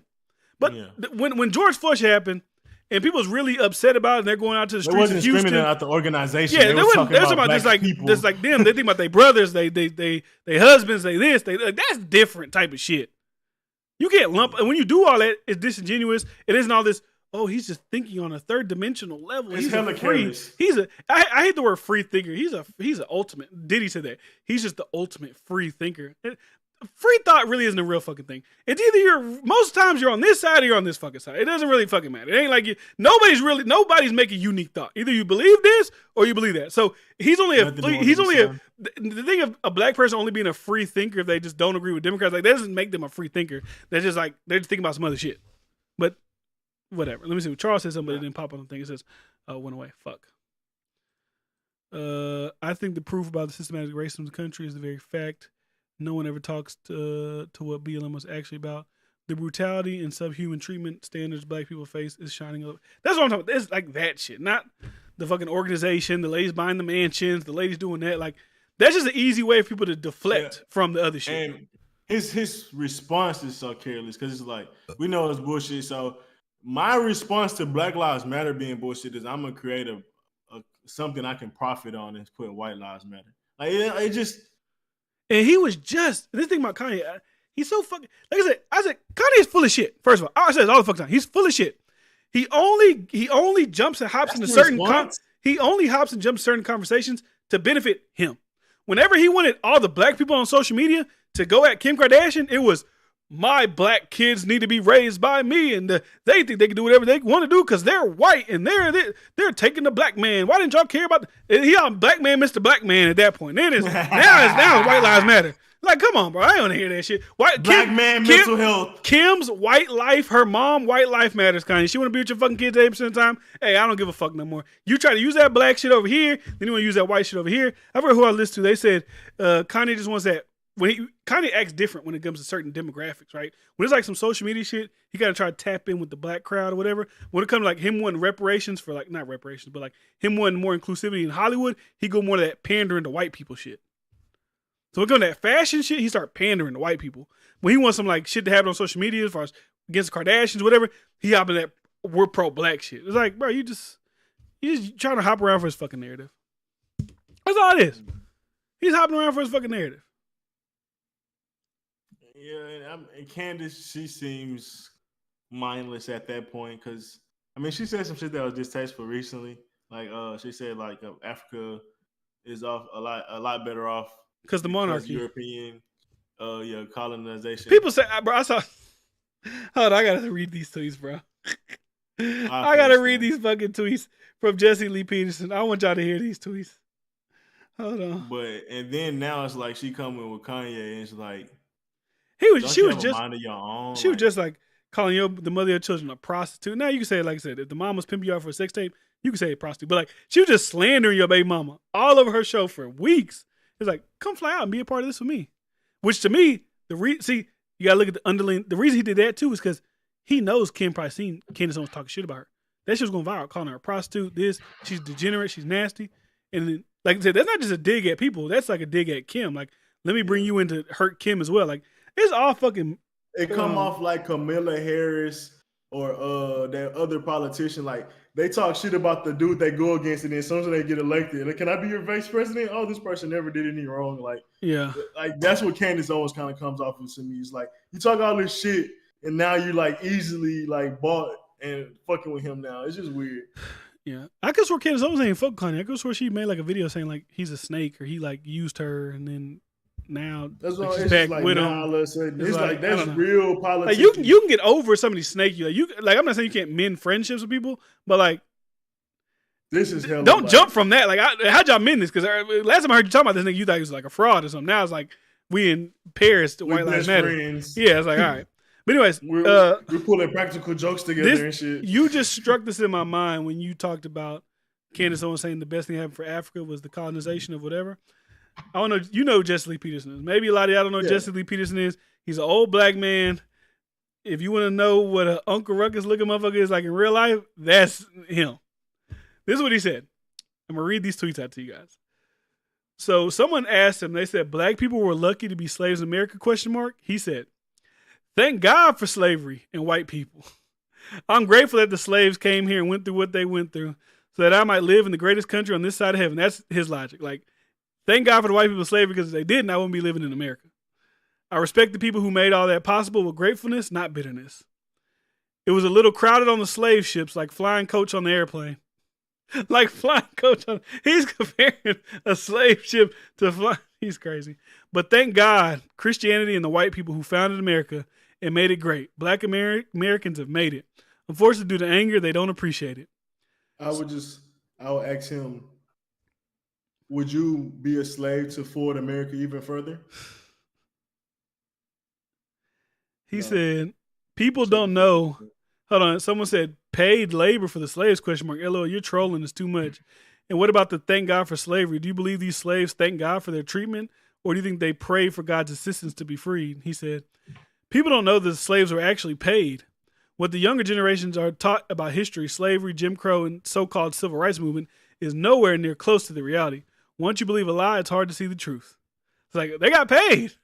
They weren't just slaves. They wouldn't get their nuts just to get their nuts chopped off. They wouldn't just, it's like you work at Walmart, right? But you getting fucking, I realized after watching a lot of Mr. Beast videos and all this, I'm trying to like, I've already cussed a lot, but I'm gonna try to like tone down my words because they say like, they'll like not promote your video a lot when you, so they're like, fuck it. They're raping your women. They're doing all these things.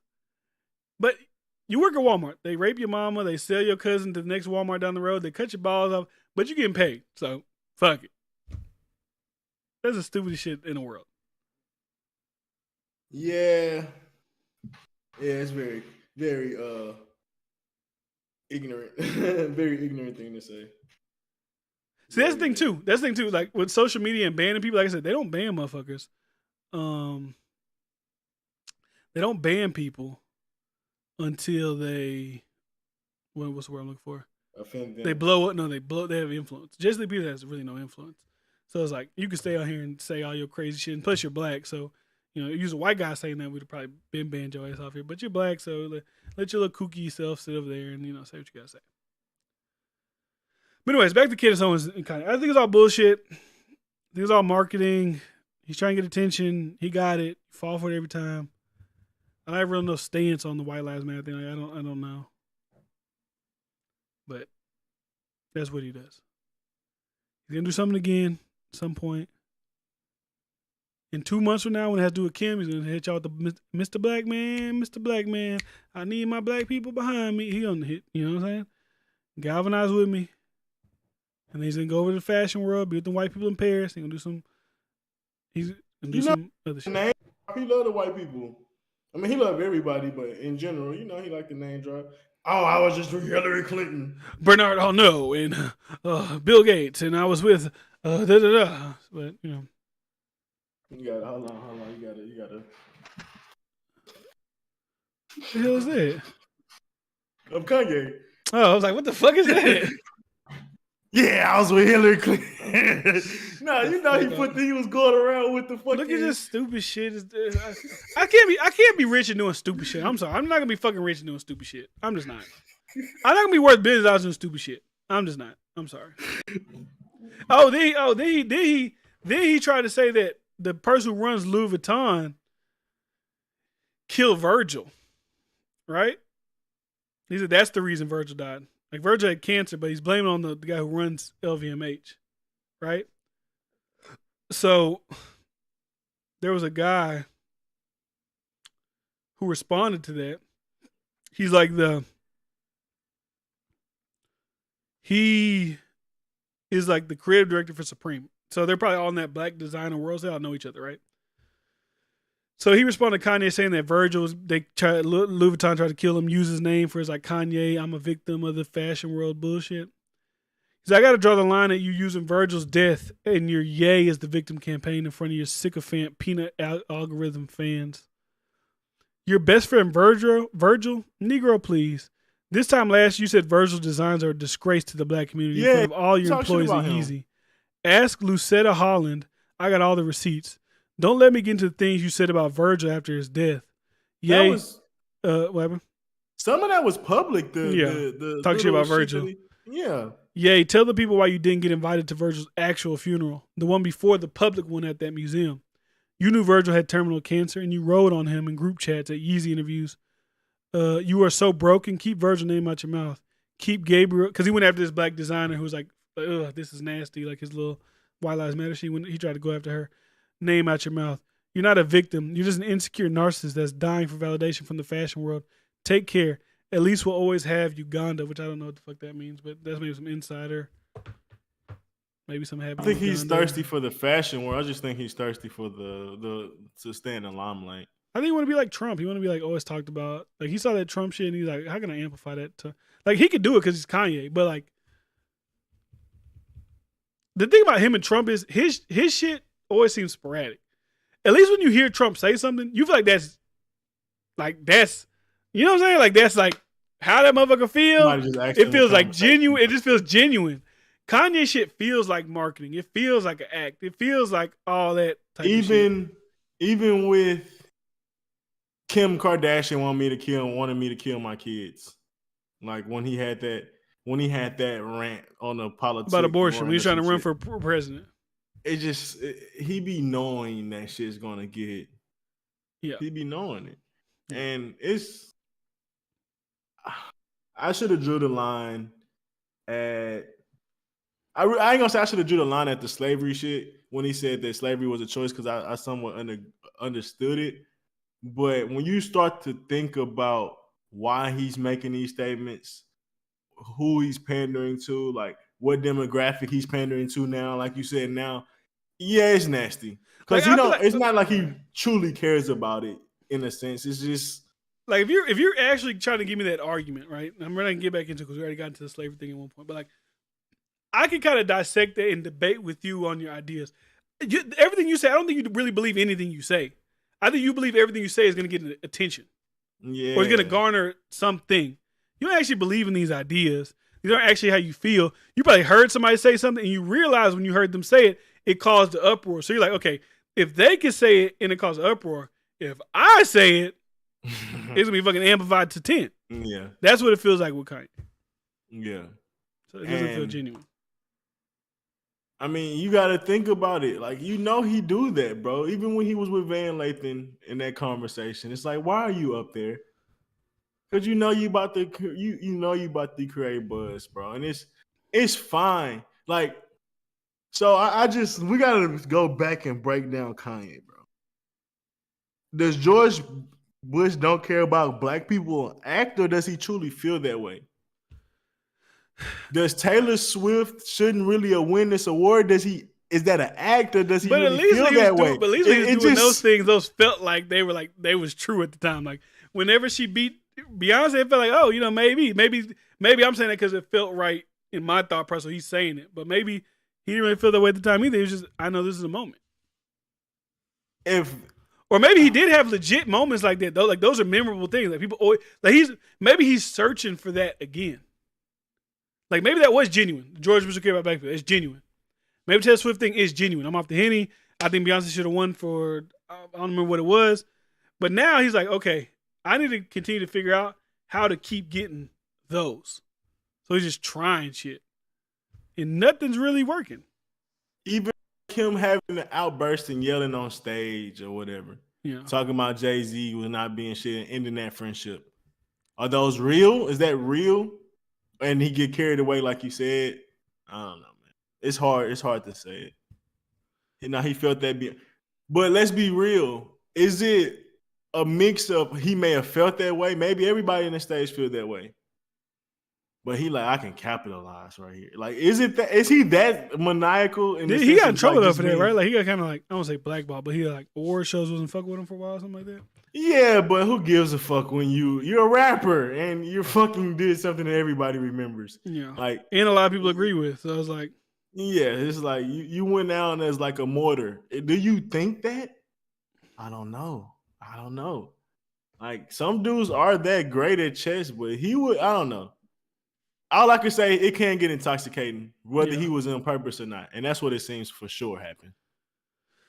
Yeah.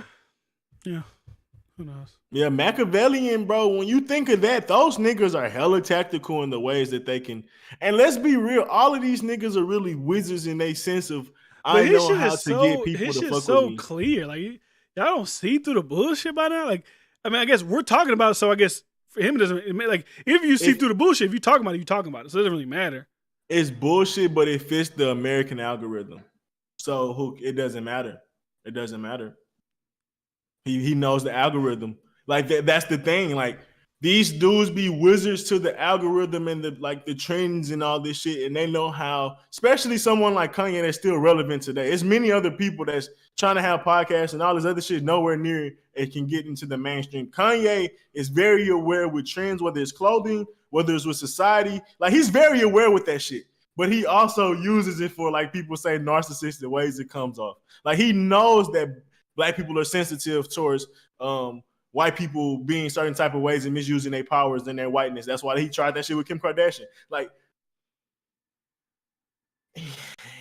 when he said Machiavellian, it's like, man, it's possible, bro. And a lot of artists know the algorithm, whether it's the rap algorithm, which Drake knows, Rick Ross knows, I ain't gonna say Lil Wayne's, but Jay-Z knows because they stay relevant. Whether it's just with I'm a hip hop nigga, whether it's money talk or whatever it may be, whether it's just I'm doing a podcast and niggas want to hear about my life because I'm still so hip hop.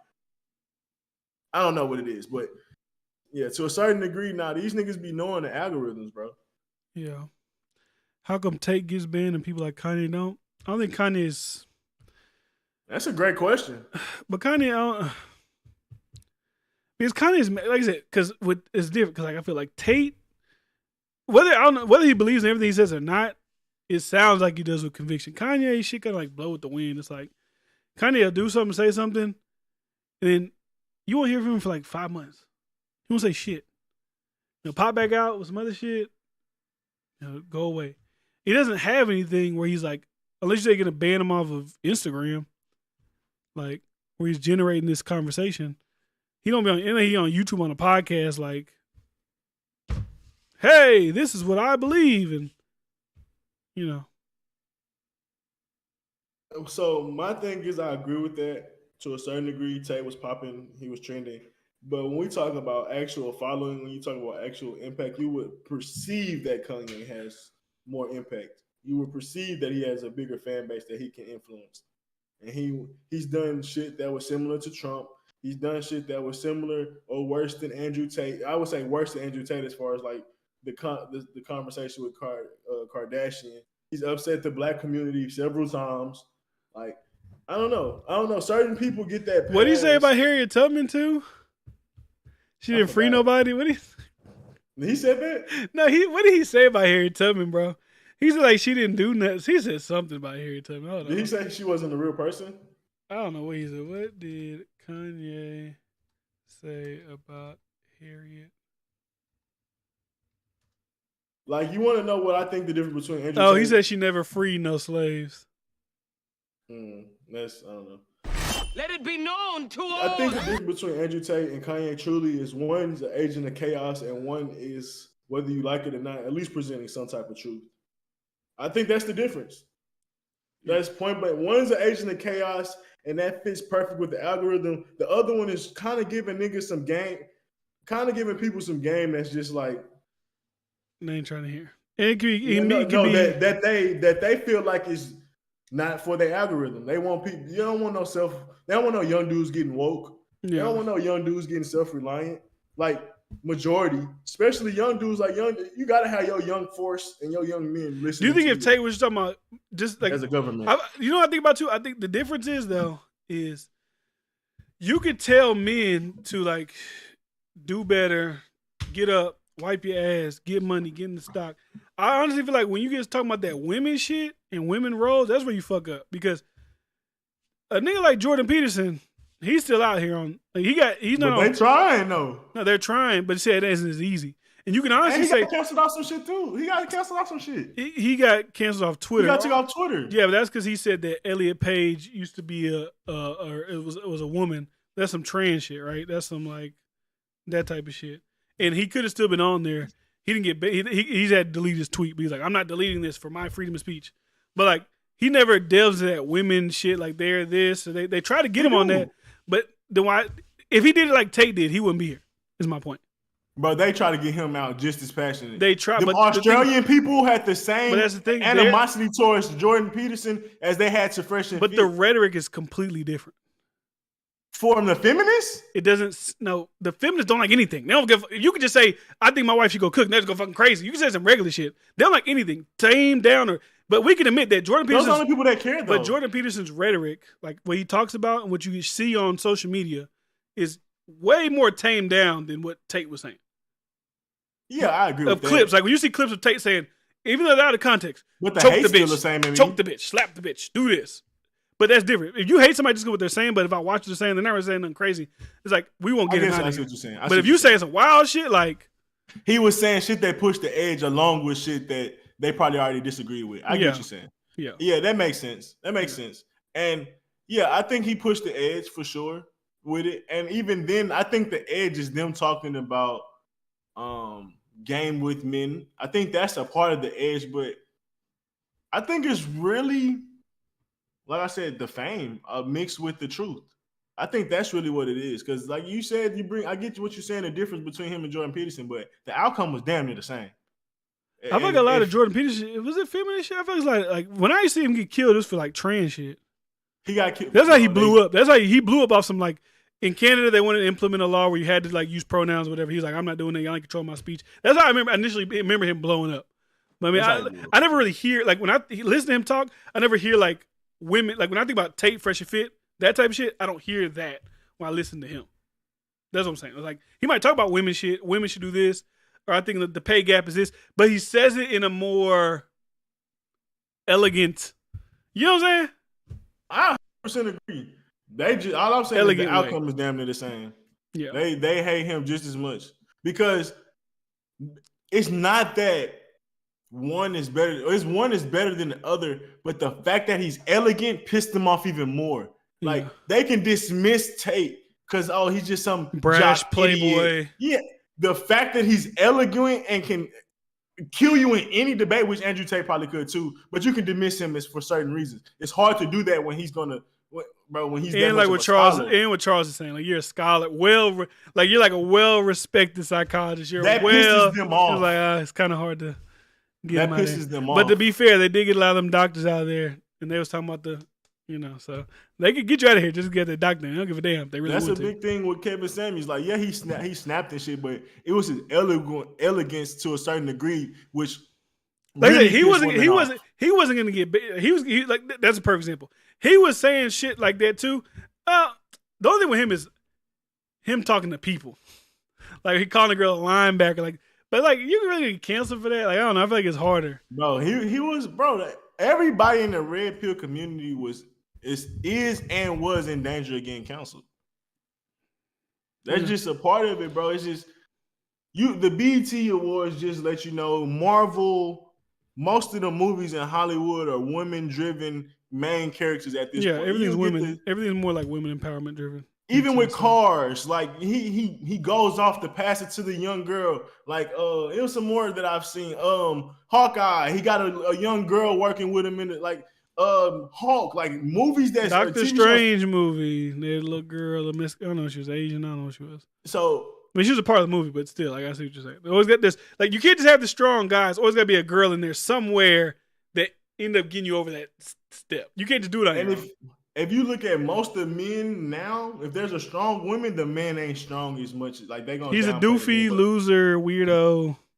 So me saying all that is just like we know it's kind of woman dominated. Whether you want to say that's because they spend the most in America, or spend the most, or whatever, that makes sense. But bro, that's the reason why you gonna see the difference. Like if somebody gonna take a side, they're going to take the side that spend more, and there's women. So if you saying anything to upset our fan base, bro, we're not going to take a chance with you. It's male-dominated products and things that women get mad about certain people saying that got people canceled.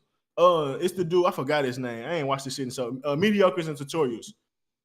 He had, let's just say like the shaving shit or something like that. Something that only men would use.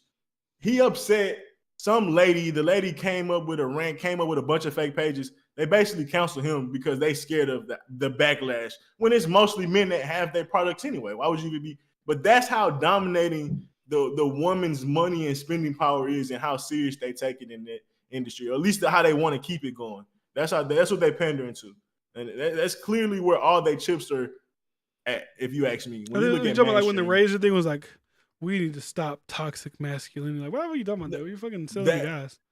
That was something else with it too. But now this was something that happened recently. Like, he basically got his ad. Like, he used to do ads for them on YouTube, and somebody came up with this uproar, some bullshit saying that he's a what's the word for woman hater? I forgot. A misogynist. I get you. So he had a razor ad, but women were mad. But it's like, why do you fucking women are mad if you're selling fucking men razors? You should be mad if men are mad. But you don't give a fuck if men are mad because no man was outraged, no nothing. And even if you look at it, was like 3 fucking pages that only had said something. Yeah. But it's just that it just shows. It just shows. Like, yeah, it's definitely dominated, man. Like you see, BET Awards, most of the women won. I ain't gonna say most of the women, but if they was in the awards, they gave them a look because that's BET main platform. If you watch any of the commercials during the BET Awards, them shows are for women. You're not watching none of them shows that they had on that TV show. I mean, on that platform, because it's not really for us anymore. Yeah. And let's be real. That's how men are. Men watch YouTube. Men watch building shit. We don't really fuck with media. Men don't watch media. Men don't watch TV in the daytime. That's more for women. Like, if you said about women and LGBTQ, you're fried. That's pretty much. Because it just made me thought about we said something about the razors coming. I thought about the Daily Wire, which obviously is a conservative outfit. They were doing the Harry's razors, right? Daily Wire is a huge company, right? Harry's is men's. They got shaving. They got good shampoos and shit like that too. But someone just tweeted at them. No video, no context, no nothing. Harry's is sponsoring Michael Knowles. The same Michael Knowles, which is a host on one of the shows, his own show on Daily Wire. The same Michael Knowles who is spreading homophobic and transphobic content. He had Joseph Nicolosi Jr. as a guest. I don't know who that is.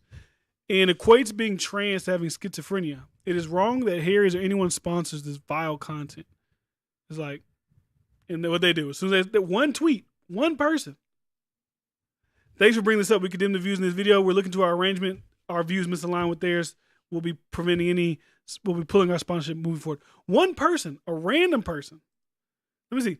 This person has, think about a big company like Daily Wire, big media company. Harry's, huge. They're in Targets, Walmarts, everywhere. This person killed that because they have 52 followers. They follow 187 people, and they have 52 followers. Their bio says, they, which I don't know what the fuck that means, they want a college goth girlfriend. This person took down a probably big $1 million sponsor, one tweet. That's fucking insane.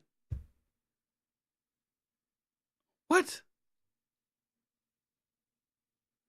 But they're scared.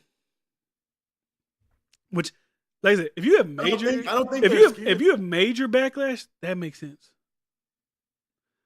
One person says something, nobody else is thinking that shit. When I see anybody get like ads, I mean, they always attack everybody's ads if they don't like you. But like when I see somebody with an ad, like when you see Fox News with ads, like brother, they're a media company trying to get money. I'm like, oh my God, Gillette, you're on Fox News. Oh my, but they got customers. They got motherfuckers who shave. They got people who. I'm just trying to make money. What the fuck do I gotta like? You're forcing companies to like morality ad spin. You're like, fuck, bitch, you blocking me off this entire market. There's 50, like you said, there was 80 million that voted for Biden, 80 million that voted for Trump. You want me to block off this whole 80 fucking million? I'm a business motherfucker.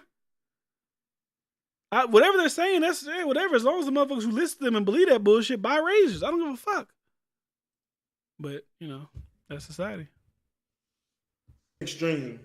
And these things don't be the extreme to me. Yeah.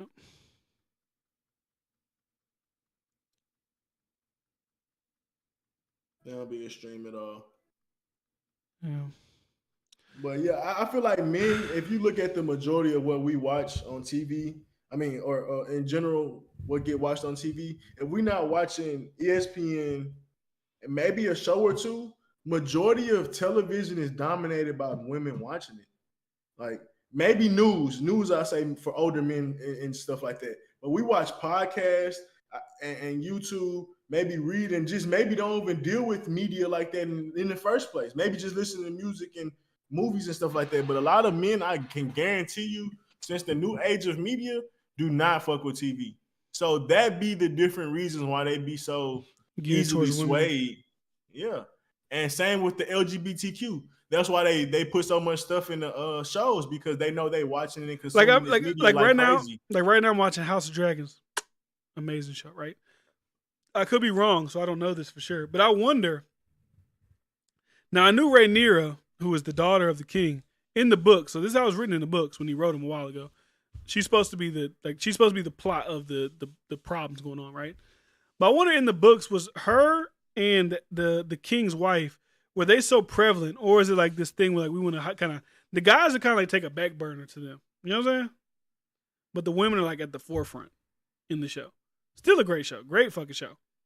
And you asking in Kingdoms, was that reasonable? I wonder like in the books, was it like that, like the women versus women the whole time, or was it more like an even, like the dad who was mad and he was active in the secession, and was the uncle who ended up marrying the niece, was he active in it, or were they playing the back role, or is it because we put it on TV, you know, are we doing it like this? I don't know, because Game of Thrones is so big, everybody watches that shit. So I doubt they're pandering like in that way, because I could be wrong. It could have been just like that in the book too.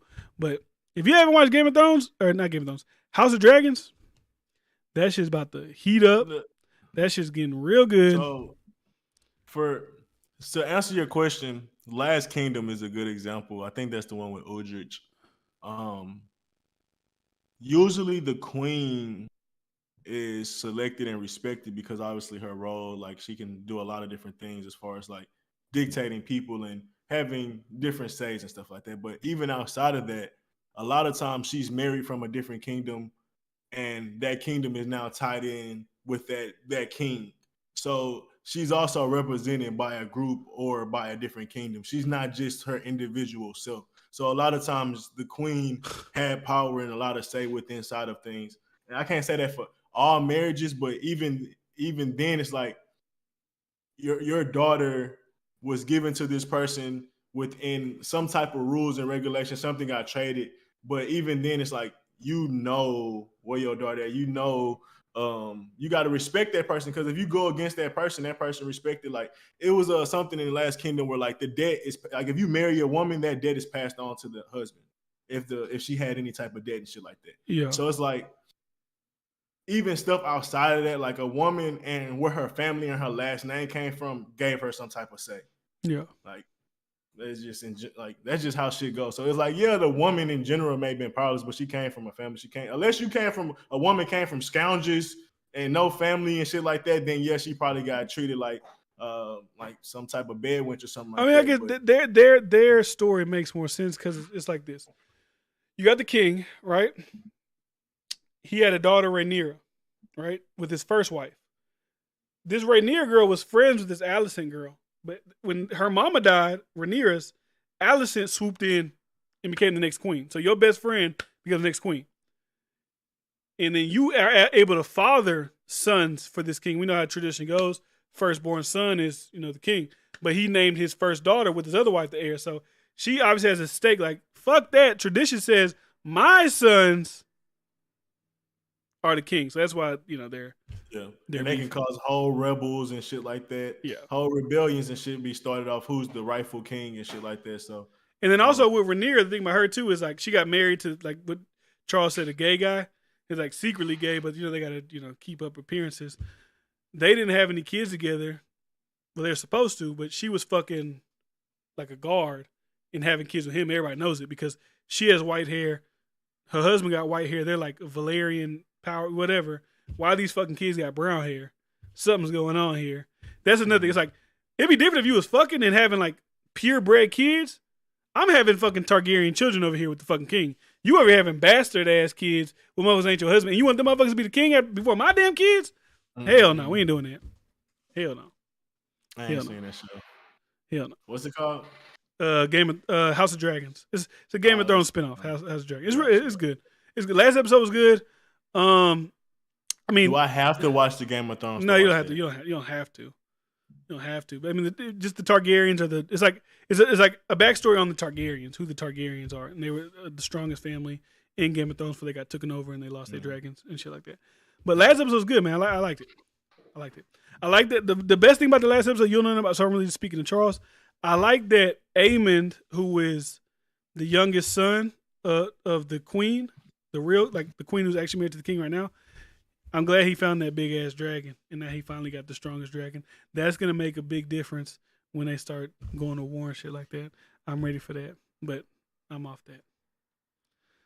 I go out, man. I'm tired. Okay. I just want to ask you this one question. All right. I just want to ask you this one question. So, outside of this Ned, have you ever seen Try Guys? I've heard of them before. I've never seen them. So supposedly dude ended up sleeping with the employee. Oh, you gotta let him know. I can understand it to a degree. But if it wasn't sexual harassment, if you can get her to say that it was all consensual, put that on paper, do you still fire him? Social media world is just too much bosses having sex. Who gives a fuck? That's your guy though. So it's a business, man. Social media world. He probably knows too. Like he probably stepped down, but you don't think he probably still getting a bag from that shit? Like, if he getting a bag, that's understandable. So I will ask this.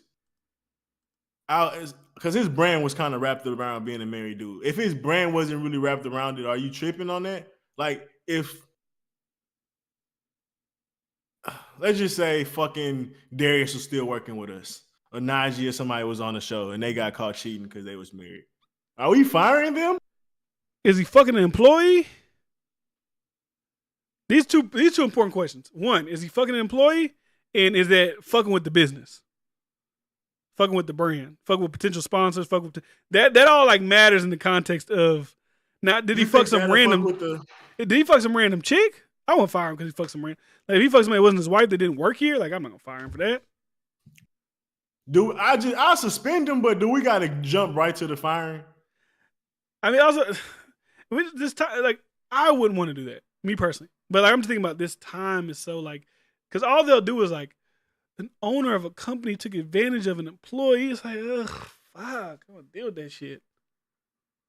That's why I say even though CEOs have been fucking their secretaries for fucking hundreds of years, they still doing it right now.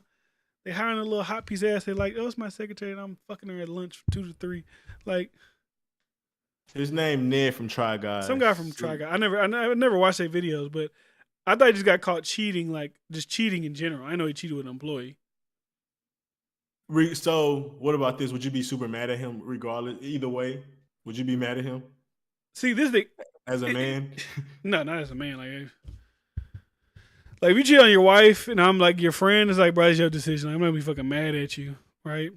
The only way I'd be mad is let's say we're super religious channel, we're super family friendly, and you fucking up the brand, like that's different. It's like, God damn, you done. Like if we're a group of 3 pastors, right? And we're like, praise God, we love our women. Bring up the first ladies to the church. When we all doing this, we going on tour. We the first 3 pastors of the world. Love the world, love our wives. And then you cheat, and you fuck. Now you got us all looking fucking bad. If that's like, I don't know if that's their thing though. So this was my point. I told this to Kay. I was like, what I feel like I would rather do is have him on, and talk about how he fucked up and talk about apologizing and talk about bring that nigga on a red table talk, man. Kind of why he had some of them temptations. Why I feel that way, because that's real life. People be married, people cheat. That happens in real life. People be in relationships, people succumb to employee relationships. That happen. Most people that get married, not most people, but almost 50% of a high number of people meet in the workplace. It's like a big ass number. Yeah.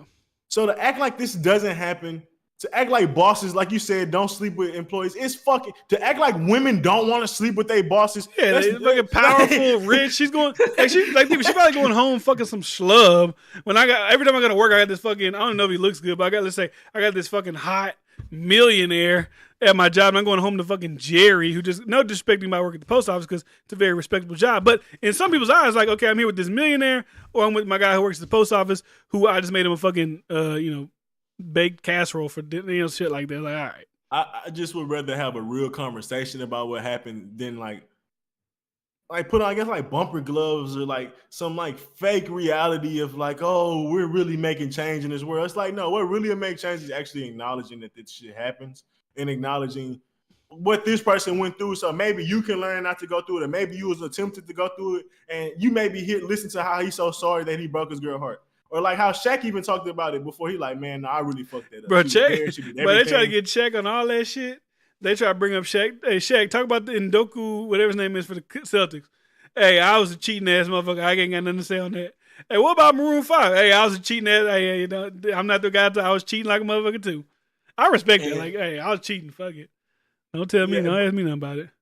But when you hear somebody talk about how maybe they hurt that person, maybe how they was talking about they were disloyal, it's like that's a better way to get through that conversation, because maybe that person like, well, I don't want to make that person feel that way. I don't want to go about it that way. Or maybe I should just stay single. Like, you never know how it may affect somebody instead of like just counseling that person. Let me ask you maybe this. Now my last point, maybe now that person just hide it now because it's like, well, I don't want to get counseled next, but they still do the shit anyways. But go home. Do you think the victim role, because like I said, people like to look at it like, oh my God, this person's a victim who had sex with their boss. Do you think that, and this is probably true because it's always double standards, but like, let's say it was the Try Girls and I was their employee and I fucked whoever the Try Girls are. Do you think they would fucking fire and do all that? Or would, not even necessarily because, like, would people be like, oh, he's a victim. The boss made him fuck her. And the other day, be like, hey, we gotta start keeping shit consistent. Story. It wouldn't even have been a story. Like what? Like you got to think, people are eager to counsel people. Well, especially men. Like nobody's eager to counsel a woman because like like people searching for that shit. If a woman was in a club with another dude, they were gonna be like, right on, girl. I bet that nigga was lame anyways. Like women gonna find a way to flip that shit. Little dick ass nigga, they gonna just kill you. I'm like, oh, he must have not been making her happy, so it's her right. Like, so nah, if it was a woman, it wouldn't even have been a story. They should have been like, why y'all in my business? It's my body. I can do what I want. Thanks for just confirming. Meg Thee Stallion. Thanks for confirming. That's what she said. My body. I do what I want to do in my body. With whoever I want to do with my body. Because who is my body? Girl, come on, go fucking. That shit was so cringy, bro. Come on, go. Shit. Fuck, man. These artists are fucking crazy. Cringy, bro. Cringy, bro. Yeah, when you fuck the employees, man, start fucking up the brand, I wouldn't suggest it by any means, but I just, like you said, I know you're tired. I think it highlights how dangerous and how modern it is for men to be working in close proximity with women, bro. Like, for instance, I just be laughing, like, okay, ready to make a noise, trying to pick up something, or just like move a certain type of way. It's like, as a man, you're gonna look at that. And then women do that at work, men gonna naturally look at that. Like, a man could just be being a man. A woman gonna look at that. And you in close proximity more than you are with your spouse a lot of times. You talking all the time. You probably talking about your life. You bonding. You go to lunch together. Talk about life. Talk about shows you watch. You're bonding with these people at work. It's like, that's a natural thing. Like, I feel like it's more natural to sleep with someone at work than just to sleep with a random at the club. I feel like you're actually deep connecting with these people at work to a certain extent if you actually, I mean, I guess club is like hot. You're just like, you're kind of primal, I guess, when you're in that environment. So you're just like, they say ready to fuck. But typically women cheat within proximity of them, like within the grocery store, within the gym, within something that's within their route of that. It's convenient to a certain degree because they're not going to just go out and risk anything. It'll have to be some type of temptation. Similar for men, but that's typically where you will see like that. But that's not, let's fuck out the women or men. That's what it's life. Where you going to be at the most? Like, that's common sense, bro. Yeah. Like, you're going to eventually run into somebody that you see attractive. And if you so happen to have a conversation, who knows where that goes. So, I mean, that's why I don't want my woman to work outside of work and shit like that, because it just... I never bagged at the gym or the grocery store. Me either, but you see niggas do it, though. No, you see people do it. Niggas be bold. I'm not that... I ain't gonna lie, bro. I could never have that time, bro. I don't have the time. I leave people alone. Like, I don't want to run up on you in the grocery store. You trying to fucking pick up your damn vegetables? Like, what the fuck are you doing? I don't feel like it's just the thought of trying to engage with somebody for like a certain amount of time to get to a goal. At this point, it's just too exhausting. Like, I gotta try to get to know you. Like, yeah, I don't care. Well, I'm married, so I'm not even thinking about it. But I'm just saying. But think about that, bro. Like, that's the like, oh, this woman's so beautiful, and like, I'm just about to no, bro. I don't know. You just see her, like, damn, she's fine, and keep it moving. 9 times out of 10, like that's how I feel like grocery store, like, or some shit like that. Like, when niggas be chasing every girl, like, bro, come on, bro. Like, that's exhausting. You need a little help with that? Oh man, I don't need no fucking help, nigga. I just picked up a damn apple. I just picked up a fucking apple. Get the fuck away from me. Put the groceries in the shit bus, boy. Come on, nigga. So I can get on about my day. Yeah, give me some gas money, nigga. Yeah, I need some gas money. And get a nigga a fake number. I'm about to say something. Depending on the D-friend marriage, that's all you do is think about it. I don't got eyes for nobody but my lady. That's all, buddy. But yeah, he said, you weren't here last time, Charles, when we did the verse. You missed the last verses, man. You missed the last R&B verses. It was fun. We talked about it at the end of that, at the verses, the Jeffrey Dahmer shit, about watching the whole thing, just talk about black serial killers, white serial killers, the fanatic nature of serial killers, and we talk about all that type of shit. It was I watched the whole thing. I didn't think it was I didn't think it was crazy. I know you did. I think you did pop in. I don't know. Maybe you didn't say nothing. No, you didn't say. I didn't hear you at the verses. But anyways, yeah, we talked about it then.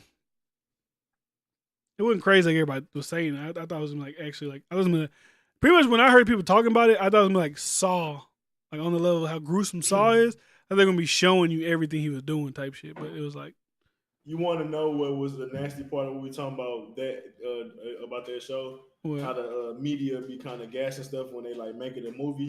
Uh-huh. The dude that was in the first episode wasn't even gay. Like the dude that was doing all that dancing and splits and shit, he wasn't even gay in real life. Well, no, they gas a lot of shit in the movie.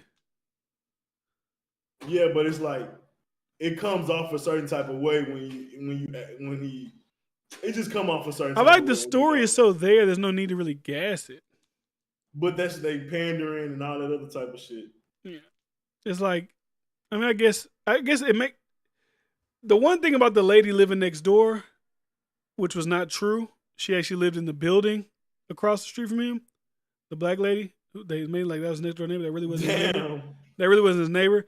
I guess for that story to like literally be next to him, smelling that does make the story better. Because like if the story was she lived across the street and she never heard anything next door, she never smelled anything. Actually, that would probably be a little bit more boring. I mean, the story's real, so I'm not trying to fucking talk about victims, but I get why you put that in there. But she didn't even fucking live in the same building as it.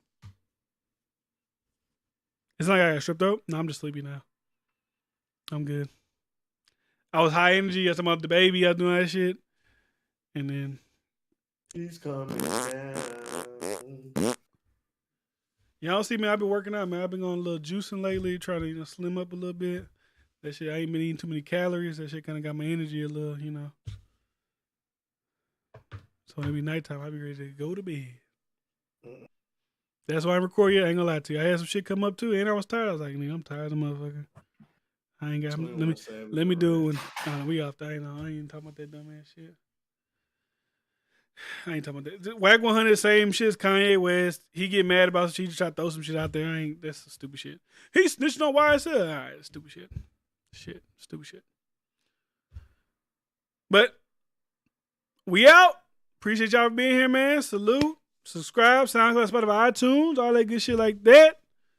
I'll be back with my shit soon by myself. Bryce got his shit, Emerald Gamer Reactions. He live on Twitch, Emerald Thoughts. Y'all go search over there. Y'all go do that. Y'all boys have a good night, man. Appreciate y'all for pulling up. We've been gone for a week. We back on now. Ain't no more breaks and this and that. We back, motherfucker. So, you know what? Nah, if I'd had it queued up, it would have been better. I'd play Welcome Back. You're like, but we done. He gonna have the evidence like the Mizzino Watch 21. I don't think so. But anyways, we out. Salute, Flying Low. Salute. Salute, Cordaso Goat. Trash. I ain't gonna get into that with you. Mic Drop Podcast, which is Wardo in the Sky. Please don't leave. Charles and Cheese. Salute to y'all.